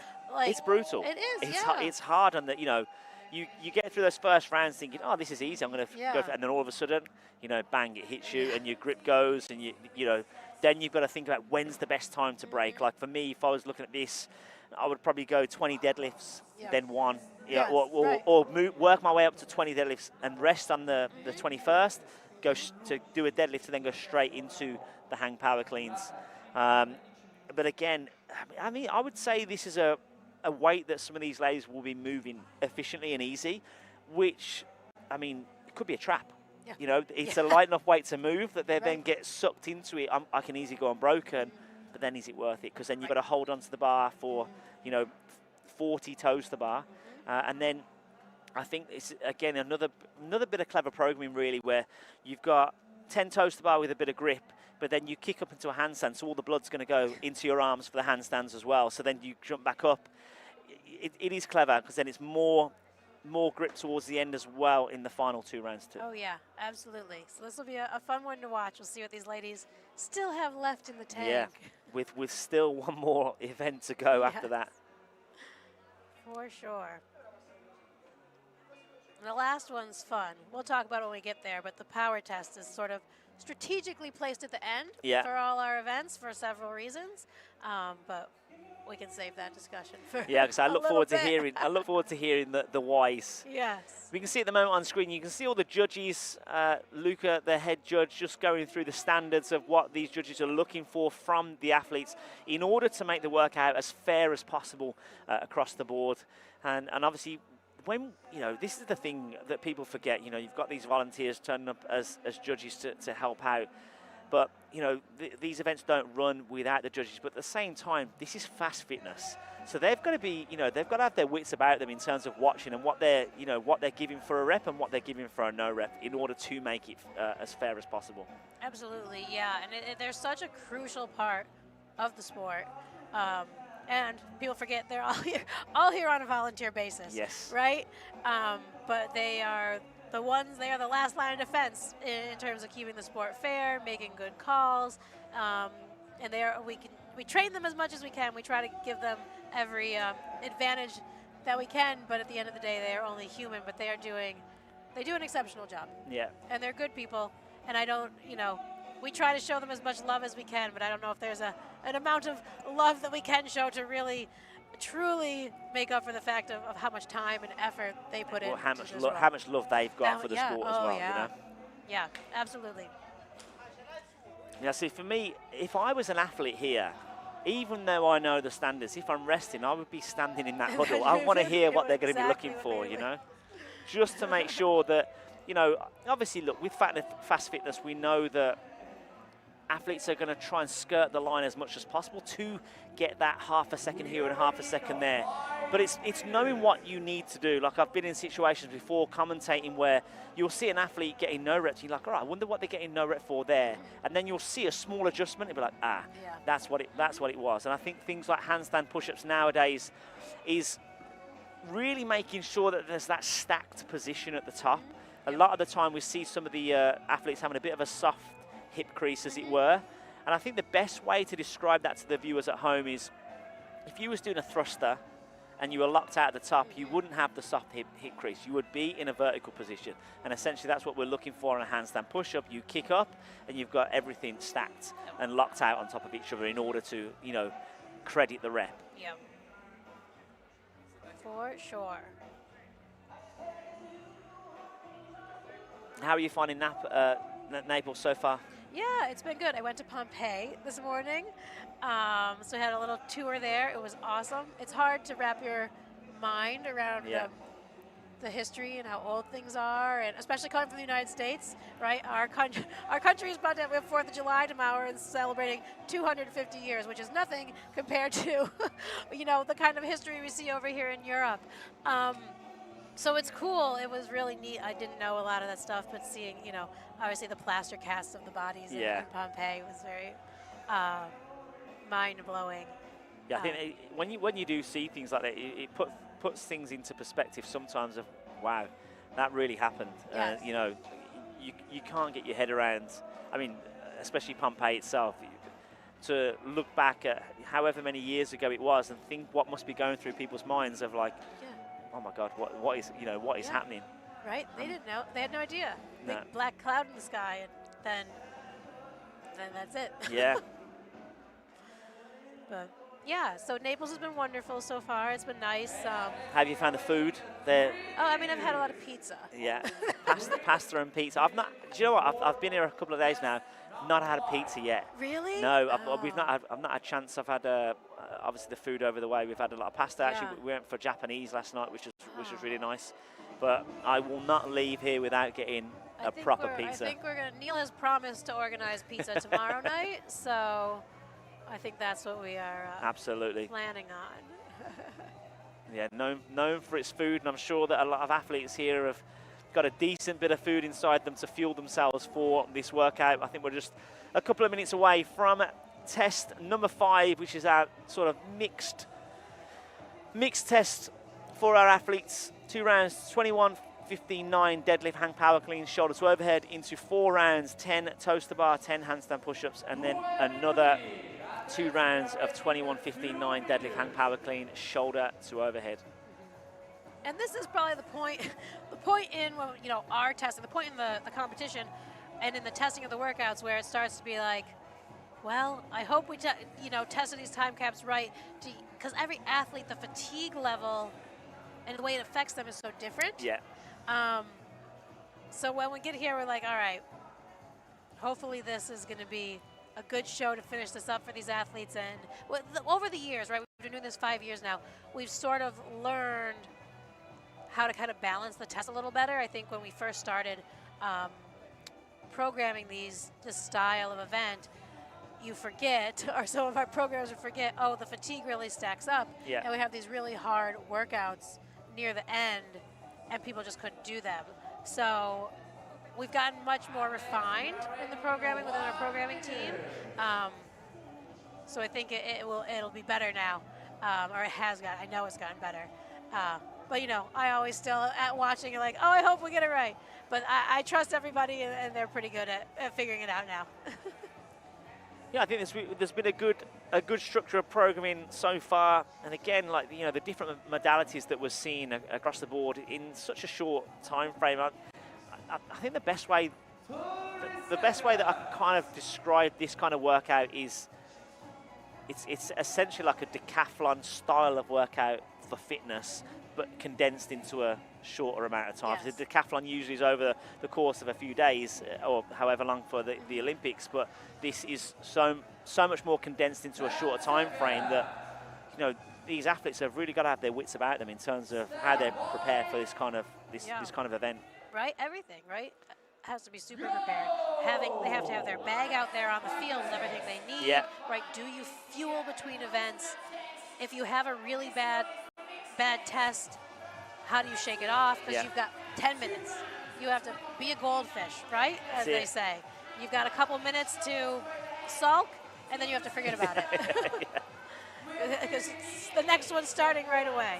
So now we'll see here if people are going to break up these deadlifts or try to go straight through, like you said, 20 and 1. I imagine everyone would do the 20 and 1.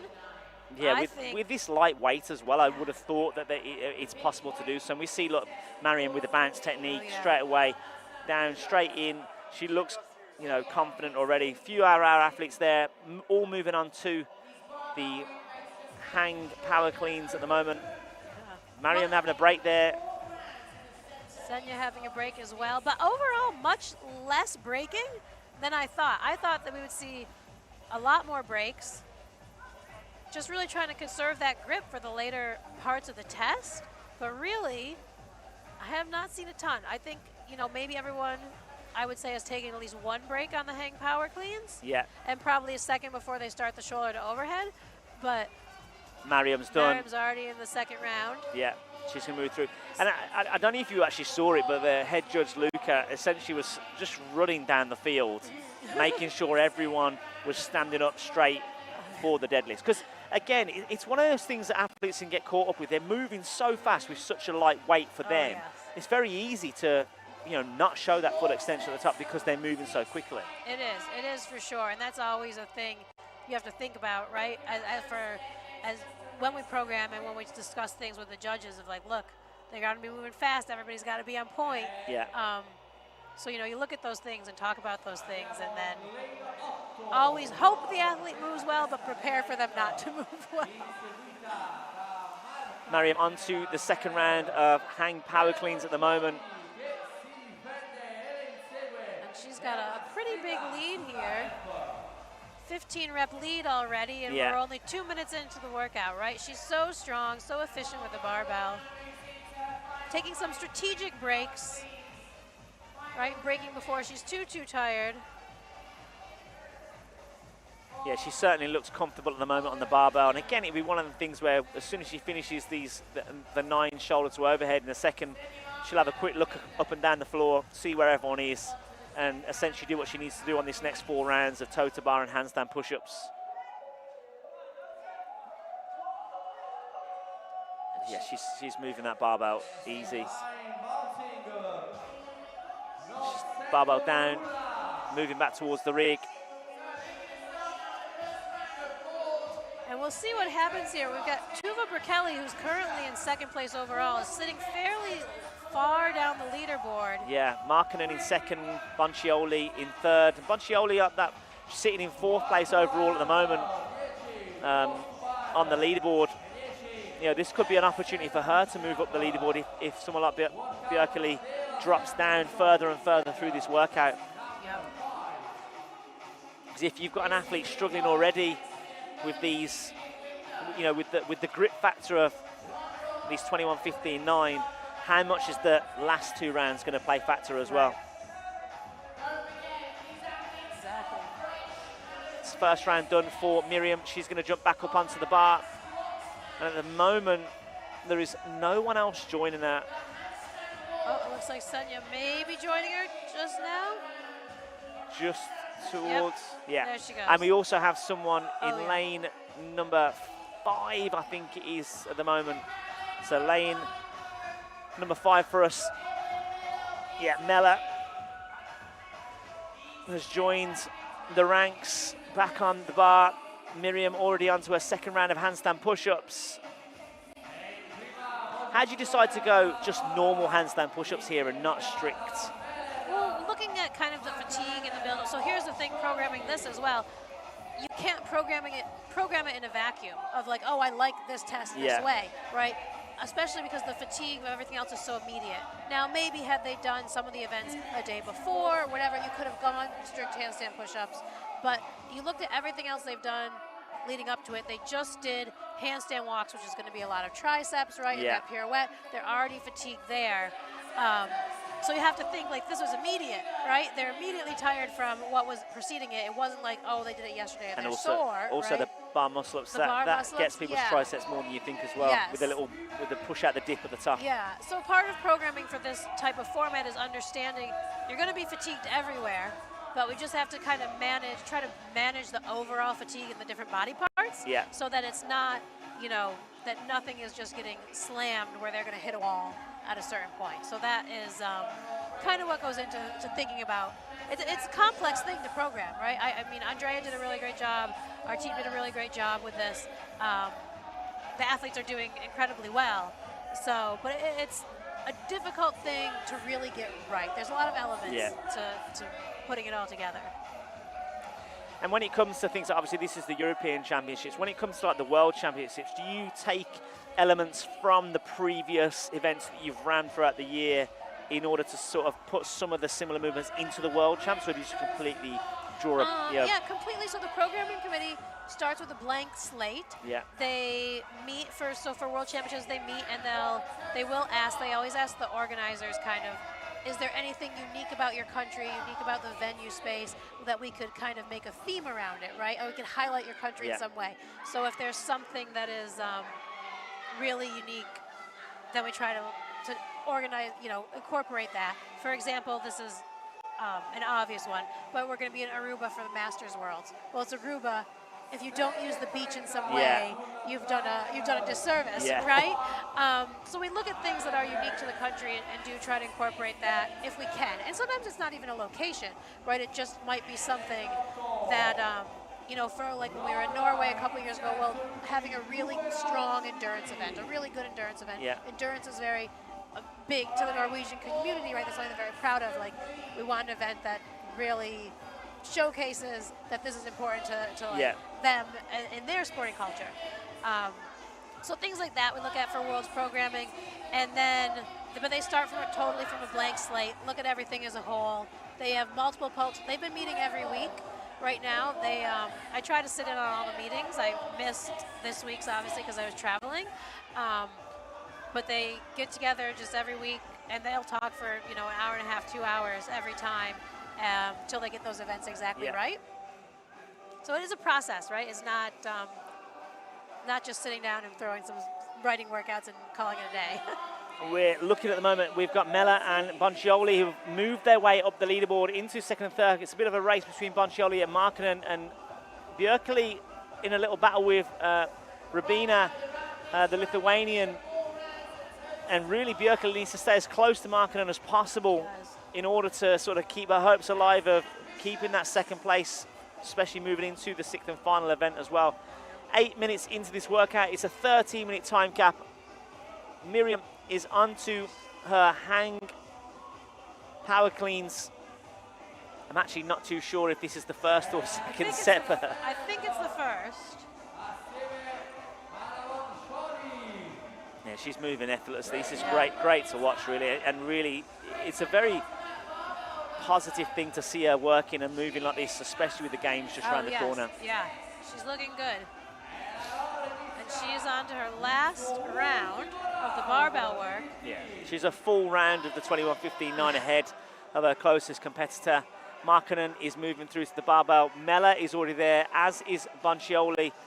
And you can see there, look, the discrepancy between 4 and 5. There's still a fair few reps between Markkanen and Bjerkeli, but it could come down to this final workout if the places stay the same as to who gets that second place position. Yeah. And this is a good chance for Boncioli now to close that gap. She was in 4th, remember, a big margin. Yeah. But she could get some points back here. She's got to win this fight, though, with Markkanen, if that's what she wants to do. Well, but Senja Markkanen now would look like she's onto singles on that deadlift, which is not necessarily a good sign. Here she goes. She's stringing a couple now. And this really showcases the fatigue level that's going into this kind of workout. Mella there, center screen, looking good at the moment on the hang power cleans. Moving that barbell well. We're coming up to the 10-minute mark. Our athletes will have another 3 minutes to get as far through this workout as possible. Miriam, hand in the air for the last 5 hang power cleans, and then she's got 9 shoulder to overhead. And that will round out a 4th event win for Miriam, and a 2nd place in the lift.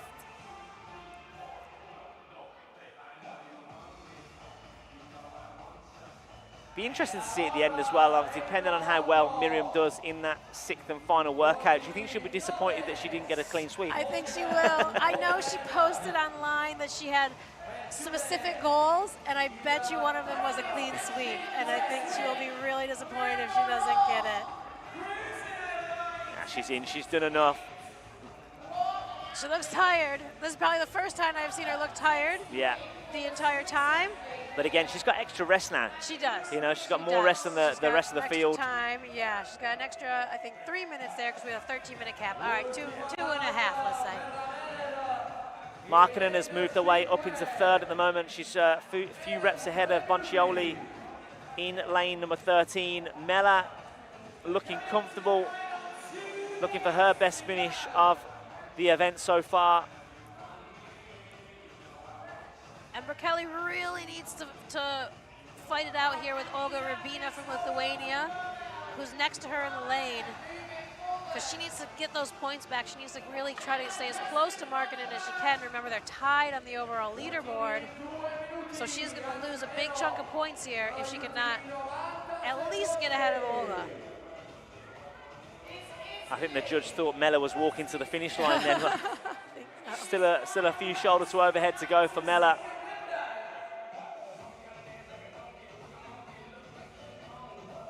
I mean, you have to look at this workout as well, and with how well Bjerkeli's done so far, you know, do you put this down to experience, or is it just that this workout there was just a weakness for her in the workout? No, I don't know. It's hard to say, because she looks like she's moving well, like technique, everything looks good. It could just be experience. Yeah. Right? Getting out there on the big stage. This is a unique format. Now, many of them have not, several of them have done the format before, but Bjerkeli, as far as I know, has not. So this is a completely new format for her. She may have tested it once, right? But it always feels different in competition. Yeah. And it you know. The thing is as well, when you say that, you know, these workouts are sort of released 2 weeks, I mean, 2 weeks isn't a long time to actually fully test. No, you know, you don't want to be putting yourself and putting your nervous system through a full run through. Yeah. So, you know, our athletes now, they're in their final 30 seconds. So are we going to see, you know, a couple more athletes finish? Mella still ahead of Markkanen. Is she going to get those last 9 reps done for the shoulder to overhead? Oh, let's go. She's got 10 seconds. She better go quick. I'm not too sure she's going to make it, but she's definitely going to wrap up a second place. Oh, she was so close, so close. She's done enough, though, I think, to stay ahead of Markkanen. And you see there, look at that. Rybina and Bjerkeli, exactly the same score. Well, that's good for Tuva. Good for Tuva in terms of not being behind Olga Rybina. So she'll save herself some points there. But I think Markkanen's going to find herself solely in that silver medal position going into the final test. Yeah, she is indeed. And obviously now it's all going to be down to that 6th and final workout. And can she essentially, this is where now she just needs to look at the leaderboard, look at where Björkeli is and just stay as close to her as possible. Yes, and I don't know how closely the athletes are paying attention, right? They're kind of on the backside of the rig is their area where they hang out. Now, we don't restrict. They could go and talk to coaches and Yeah. get strategy. And you've got the big screen there that does show the overall score, maybe for a couple seconds here or there. But I'm not sure how much they know, right? Yeah. In terms of that, unless they're really watching the screen when it pops up, or they go ask their coach, they may be a little bit in the dark. Now, they might have their phones out there, maybe they're checking, but I'm not sure how closely they know the scores. Yeah, well, I mean, they've got a decent rest now before the final segment. We're at the 1 hour 38 mark. They've got until 1 hour 53 to rest, and then a final workout. And this is where we'll take the time to talk about test number 6, the power. I'll quickly run through it, and you can talk about how the workout comes together and how the power workout is special.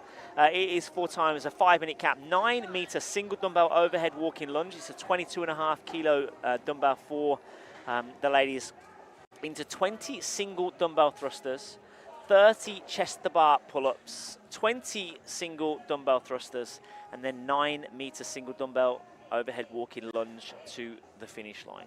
Yes, so we have our 6 categories, right? Our 6 tests, they're all categories, endurance, strength, right, body weight, all that. Sometimes, depending just on event logistics, the first 5, the order will switch. We always try to keep power as the last one. Couple reasons, just in terms of the testing of fitness, right? Being able to be powerful at the very end after you're already fatigued. Now, I will say sometimes when you're in a competition situation where there's multiple floors and things like that, we can't always get power to be last, but we like to do it when we can. The other thing, right, not just from a testing of fitness perspective, but from a spectator perspective, the power test is the best one to watch because it's short and fast, and you see sprints to the finish where they're like neck and neck, right? So are they tied? Who's going to get it? It's very, very close. We usually have to have a camera on the finish line to see, right? Because we want to make sure we're getting the order correct. This one will be not quite as dramatic. The lunge is not a fast movement towards the end, but it's a really fun one to watch, and it really, more than even the skill test, the power test can really shake up the leaderboard because it's so short, right? A lot of times people are finishing, I'd say 90 seconds, let's say 90 seconds to 2.5 minutes, right? But everybody in that short little time frame. Yeah. So if you're significantly slower, it's just a bad test for you. You're not just dropping 1 or 2 spots. You can, in a big competition, you could suddenly lose 20 places, right? And that's a lot of points. So we've seen people lose podium spots, significantly just on being 20 seconds too slow on the power test. Or even 10 seconds too slow on the power test. 20 is a lot. So yeah, it's really a cool one in terms of, for a lot of different reasons. Today with the group we have and how far apart the scores are, do I think we're really going to see big shakeups? Not necessarily, but you never know. No. Yeah. I mean, I'm just looking at the standards as well of the movements. Obviously, there is no requirement for an athlete to use a specific arm. Right. So they can obviously choose whatever arm they want for the walking lunges, and then in terms of the thrusters, they can use the same arm all the way through. If they want. Yeah. What would you do here in this? Because I look at this here, it has to be fast. So if you are going to change arm, it needs to be quick. Yeah. I wouldn't want to go into 30 chest to bar pull-ups having only done one arm for thrusters. Right. But you might find some of these athletes think, you know what, it's so short, it's so sharp, I'm just going to do it, and then they will switch to the other arm on the end. On the end. You could, maybe. I wouldn't. I think I would switch at 10. I think I'd do, lunge with one hand, do 10, switch quick, 10, and probably do the same thing on the way back. I don't think I would do 20. I just really don't. Because I think once you get a little bit tired with that one arm, you're going to slow down anyway, so you might as well just switch it. And are we going to see any of our ladies go 30 chest to bar pull-ups unbroken at this stage in the workout? After everything they've been through, I think you back a few of these athletes to go 30 unbroken if it was in one of the first events. For sure. But now the fact it's in a final event, after everything they've been through, their central nervous system's completely taxed after everything they've done. Are we going to see anyone hang on to that bar? I think it's a great thing for someone like Miriam to try and test out at this point, because we know that chest to bar are going to come up at the games, and the volume of it's probably going to be quite high. So being able to hold on for 30 chest to bar pull-ups at this stage is probably a good indicator of gymnastic capacity for Miriam, leading into the games. Yeah, for sure. And I think it's a good thing too, right? Or, well, it'll be interesting to see if someone does hold on. Do you hold on for 30 and then do you fall apart in the 20 thrusters because you held on for 30? But I think, as a standalone event, I think, yes, they do 30. And as test number 6, after they've been working out for an hour and 45 minutes, I don't know. I'm looking at this workout from a point of Miriam. I mean, we've seen how fast she is at walking lunges. So it is ridiculous, the speed that she's got. That 9 meters is going to feel like nothing for her. She's also extremely strong. She's got one of the heaviest back squats, at the, in CrossFit. So a single dumbbell thruster for her, with her anatomy as well, her build, she's perfect for these kind of movements. I think that she possibly could, because these first 2 movements are easy, quote unquote easy for her, in quotations. Again, that's just testament to her. Yes. But I think that we're going to see a fast-paced finish for someone like Mira. I mean, I'm looking at the 5-minute time cap. I'm thinking that she's probably not even going to take 3. She's so fast at these at these movements. Maybe 3 to 3:30, and watch her probably absolutely blow my prediction out of the water and make me look stupid. But she certainly looked impressive tonight. She's walking away with it. I mean, like I say, barring a disaster, and wouldn't want to wish that upon anyone. You think that this is wrapped up for her, but definitely excited to see the race for 2nd and 3rd. Yes. Between Markkanen and Berkeley. Again, like you say, this is such a fast workout that you could have 4 or 5 people finish in between. Yes. And all 5 of those athletes go within seconds of each other, and it's one of those 100-meter sprint kind of style finishes where anyone can take the podium in the event, or that specific one, and obviously then shake up the leaderboard for the final podium itself. For sure, for sure. And it's too, this is the point too where you're so close to the podium, right? Especially if we look at Tuva Berkeley being in 3rd, trying to catch 2nd. If you push that line too hard on the power test and then you blow up, that's where you really can hurt yourself, right? Because it's not now you blow up and you lose, okay, maybe 20 seconds in longer workout's not a big deal. 20 seconds in a 2 or 3 minute workout is a huge deal. So you really got to balance it. So this is not to jinx him in any way because he competes tomorrow, but last year our Tommaso Pieri, who was our reigning world champion on the men's side, he was at European Championships in a podium position and really imploded on the final test, right? And ended up off the podium. I think he ended up in 5th or something, but really there's a lot to lose on this test if you push it in the wrong direction at the wrong time. I think I'd love to be a fly on the wall here of, Bjerkeli and her coach. Whether that's he's here having a conversation with her, or whether he's sending a message to her, watching live. Because because she is so young at this point, look, it'd be amazing to get a podium position for sure. Yeah. But at the same time, do you say, you know what, just go for it. Let's see what you're able to do. Right. It doesn't matter whether you get a podium at this point in your career because you are young. There's plenty of podiums that are going to come. Do you say to your athlete, trust yourself, go for it. You don't need to be too conservative. You're there to compete. Let's see what you're capable of. If you implode, you implode. If you don't, you don't. Yeah. I mean, she's built up a half-decent lead into the podium at the moment.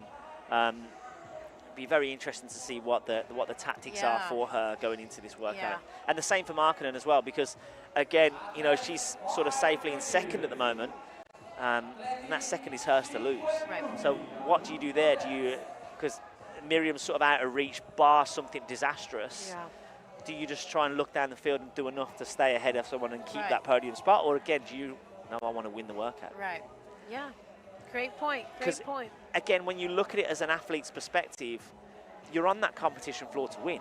Right. Regardless about where you are, I know that you've got to be clever and tactical, but at the same time, that competitive edge of you is probably like, no, I can win this workout. Like, Right. you know, I'm going to go for it. Yes. So how much, mentally does it play factor now as well, where you want to go as hard as you can, but at the same time, you're like, oh, is the risk worth the reward kind of thing? Exactly. That's a great point too about Tuva being so young and being like, this is just go for it. Let's see what you're capable of. I really do actually think that's great advice and great strategy. Right? There's nothing for her to lose at this point. Here for the experience. I'm sure she'd love to be on the podium. It's a learning curve. Yeah, it is. But she's going to have a long career ahead of her. But I think, I Especially, think we'll do well. I think as well in this kind of format too, being Norwegian, the emphasis in Norway on this kind of functional fitness, CrossFit, the training environments that they've all got themselves into.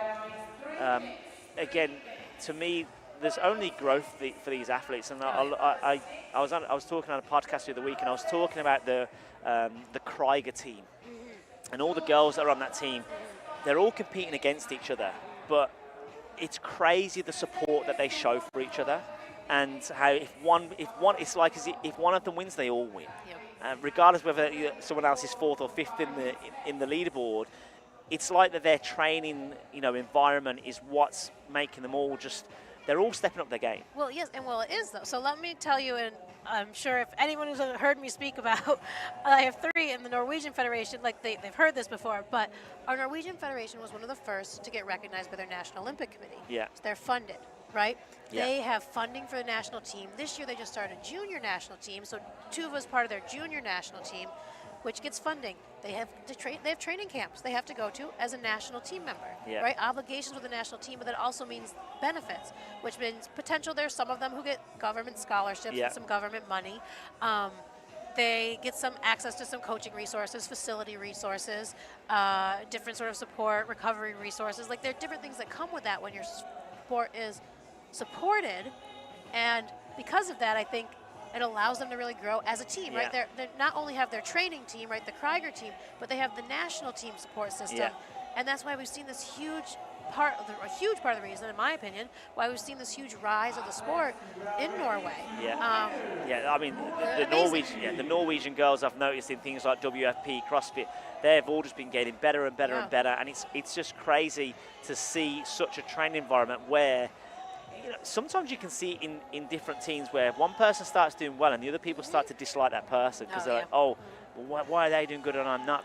These girls just support themselves, support each other, and it's great to see on the competition floor the camaraderie between them. When one succeeds, it's like they all succeed.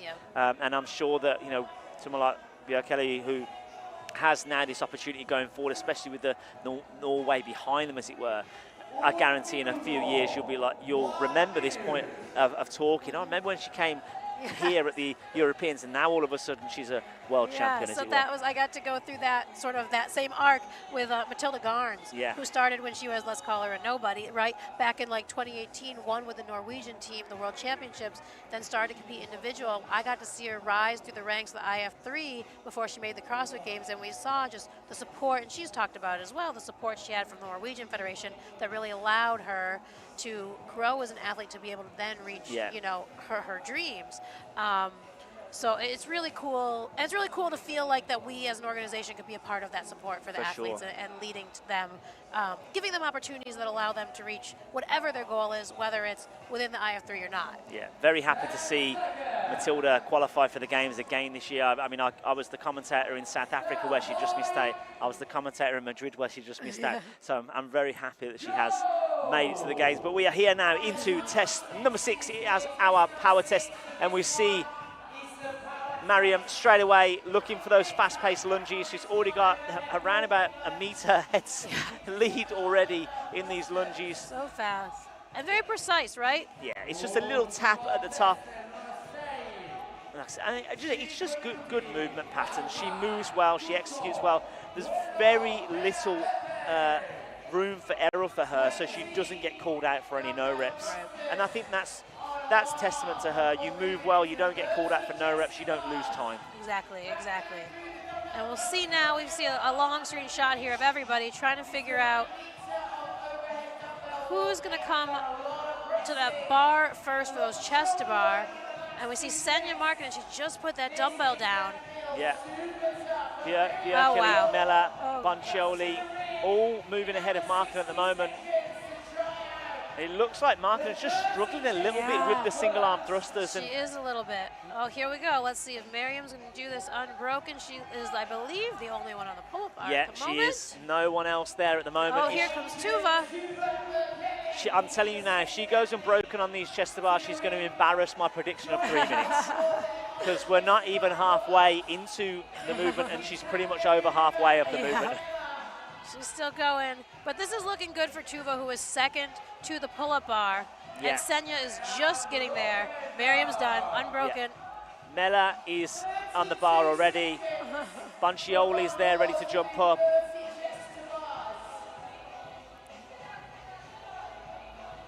Yeah, I mean, Miriam's looking extremely good here. Yeah.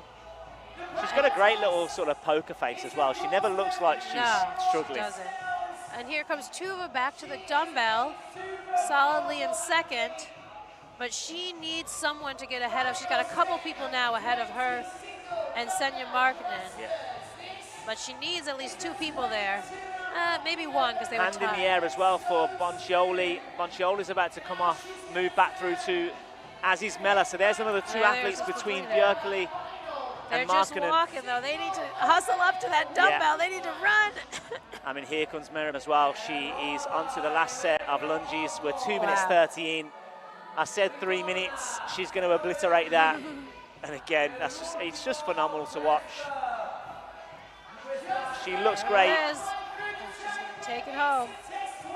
5 event wins and a second place. And that is, I kind of need to say unofficially, but that is Miriam van Roor, European IF3 champion. Three-peat, actually. The three-peat.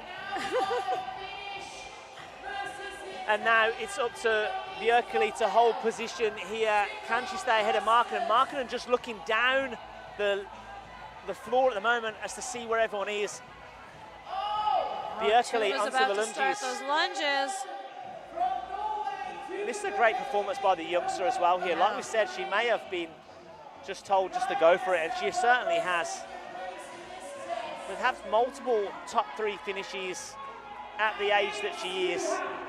Amazing, amazing. Markkinen put the dumbbell down again. We've got Mella, we've got Boncioli is onto her final set of lunges. Mella looks like she's coming to her set of lunges. She turns round.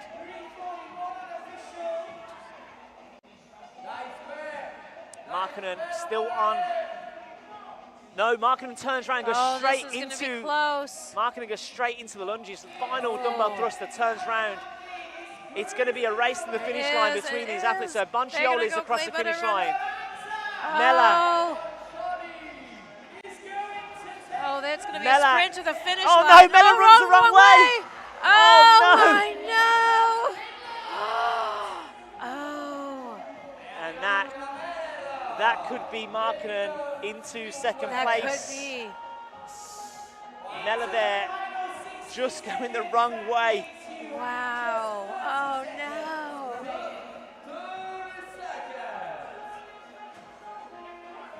That's where the clinical point of view comes in as well. You know, you've got to stay on point with everything. You do. You've got to focus. You've got to pay attention. And I'm sure that Mella's kicking herself there because she's lost the position. Yeah. Yep.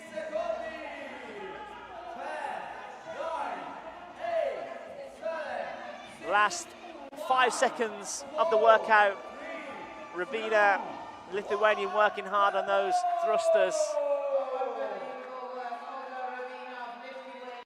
But this really essentially has been a showcase for Miriam van Roor this evening. She has looked phenomenal. She has, she has. I'm not too sure if we're gonna go down to the floor for an interview at any point. Senior European Championships, 1 hour and 58 minutes. Please everyone give a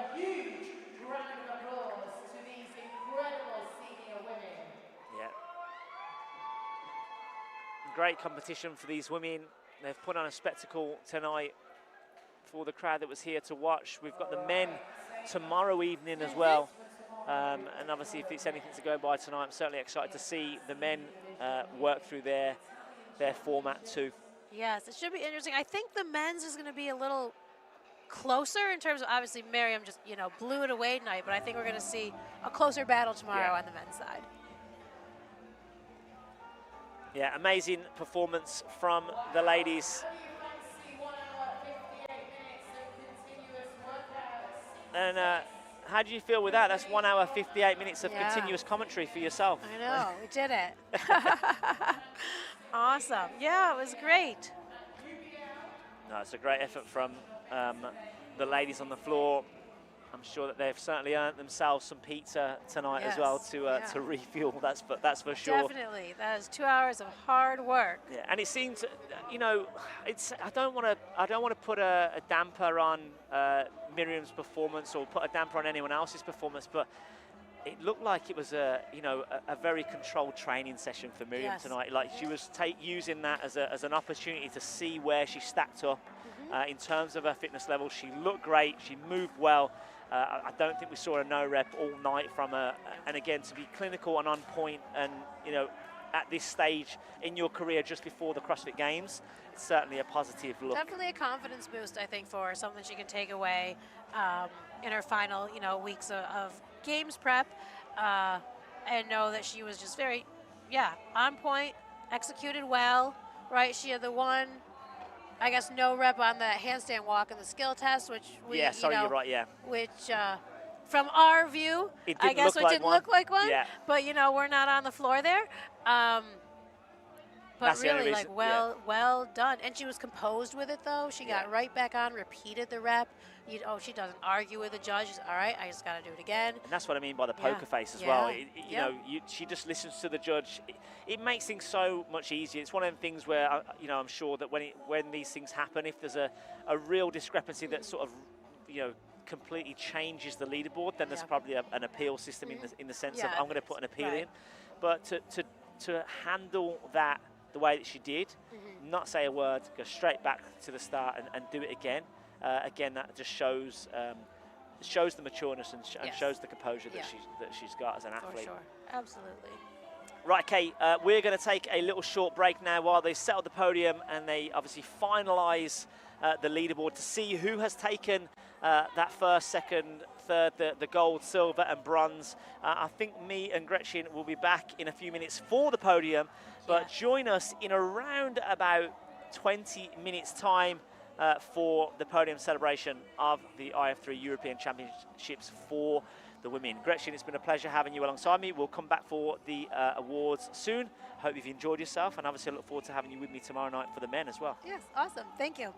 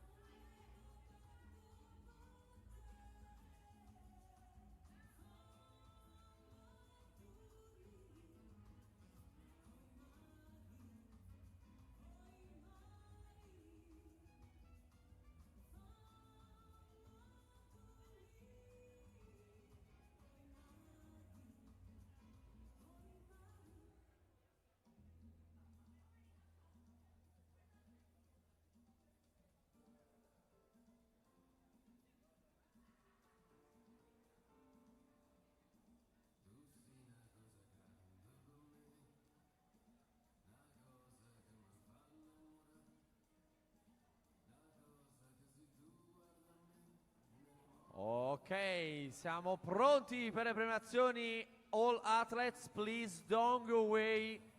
Athletes, please don't go away, because every athlete received a medal for IF3, for the final of IF3.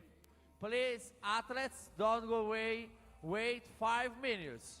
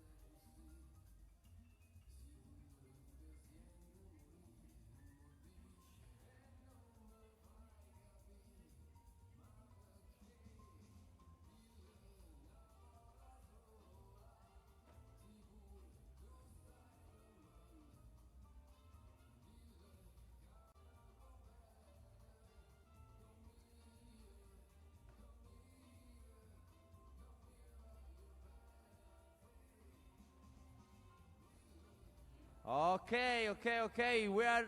We are ready. All athletes, please, in the center of the palace. Anto. All athletes in center of the palace for the peel. Medal peel. Athletes, come here, please. Please. All athletes. Don't go away. Don't go away. Don't go away.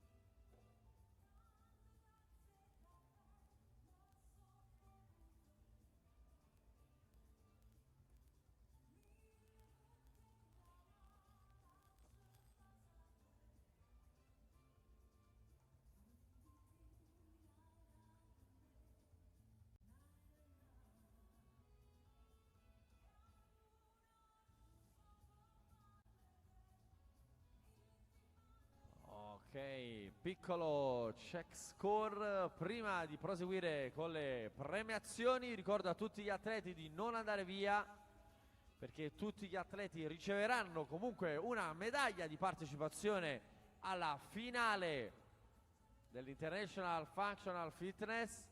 Please, athletes, remember, don't go away, because all athletes will receive a Pills medal for the IF3 final of 2026.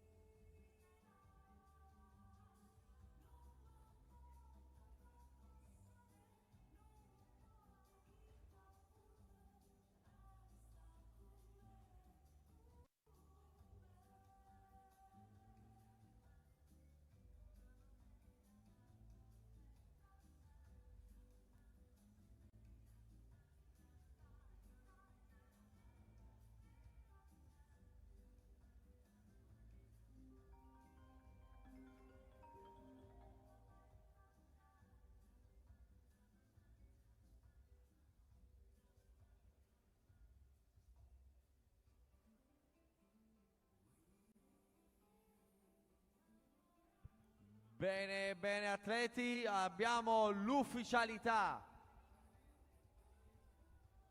Athletes, we have the leaderboard official online in this moment on Circle 21. Now you can see the regular and the finish leaderboard.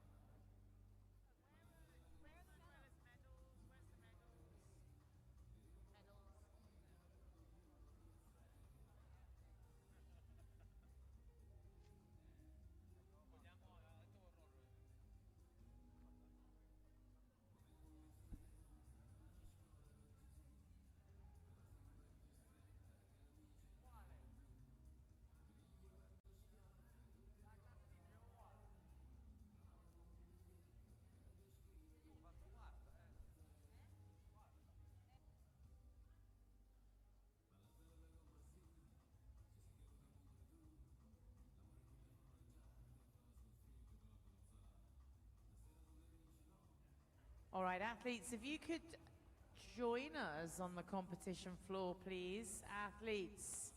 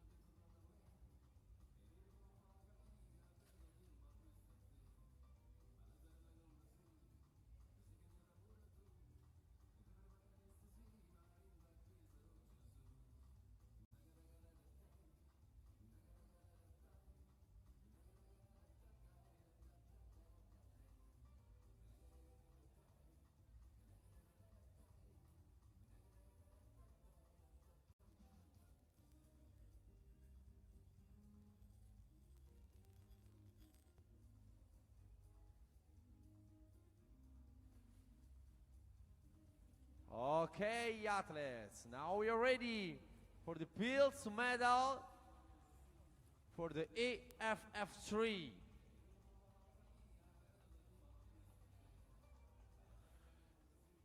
Okay, can I have here Bonita Schurmer? Bonita Schurmer of Jersey. Okay, Bonita, where? Bonita, please, come here. Ma, eccola. Come, Bonita. Jacqueline Rupp. Jacqueline, oh, Austria. Take your medal, thank you. Make some noise, thank you, thank you. Lucy Dupré, Jersey. Lucy. Okay. Olga Rivina, Lithuania.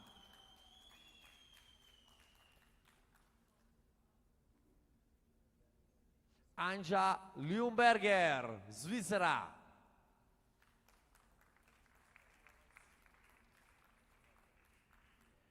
Evelyn Meller, Italia. Speranza Boncioli, Italia.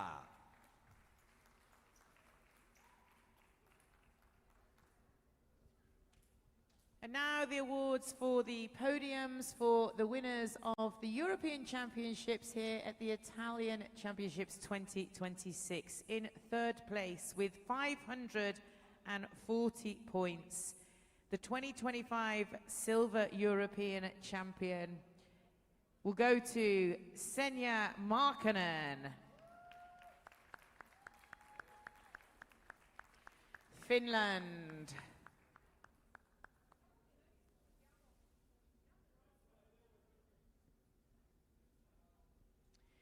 And in second place with 545 points, our junior 17 to 18 world champion 2024 and 2025, and the European champion junior 2025, just 19 years old, and this year's silver medalist from Norway, Tuva Berkeley.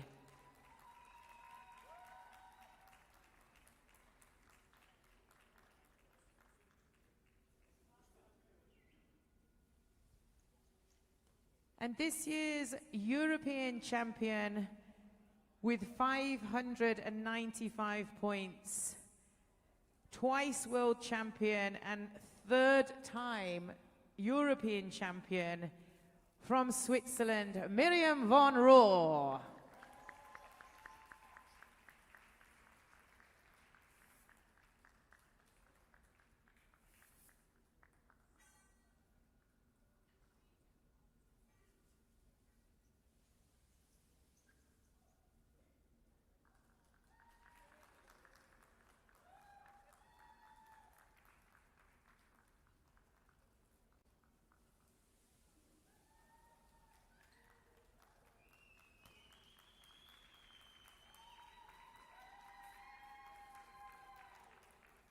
Please remain upstanding and remove headdress for the Swiss national anthem.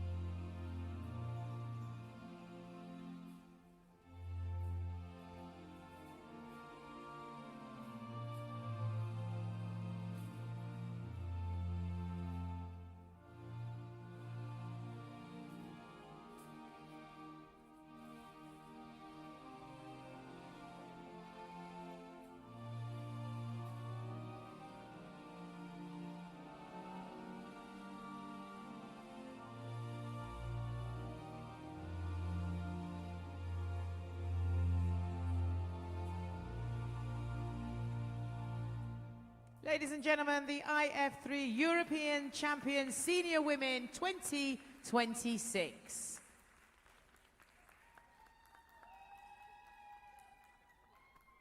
Could we have all the athletes to stay on the podium, girls, and all the girls come round and we'll get a team photo, please.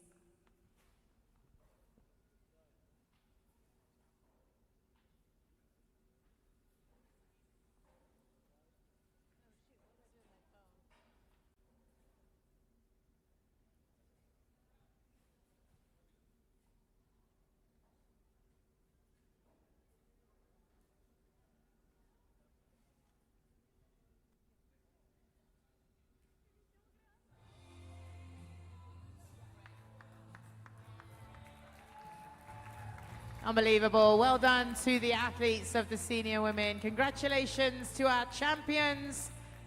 Thank you to everybody that stayed behind. We'll see you back here tomorrow morning for the rest of day 2. And of course, the IF3 European Senior Men tomorrow evening. Thank you and good night.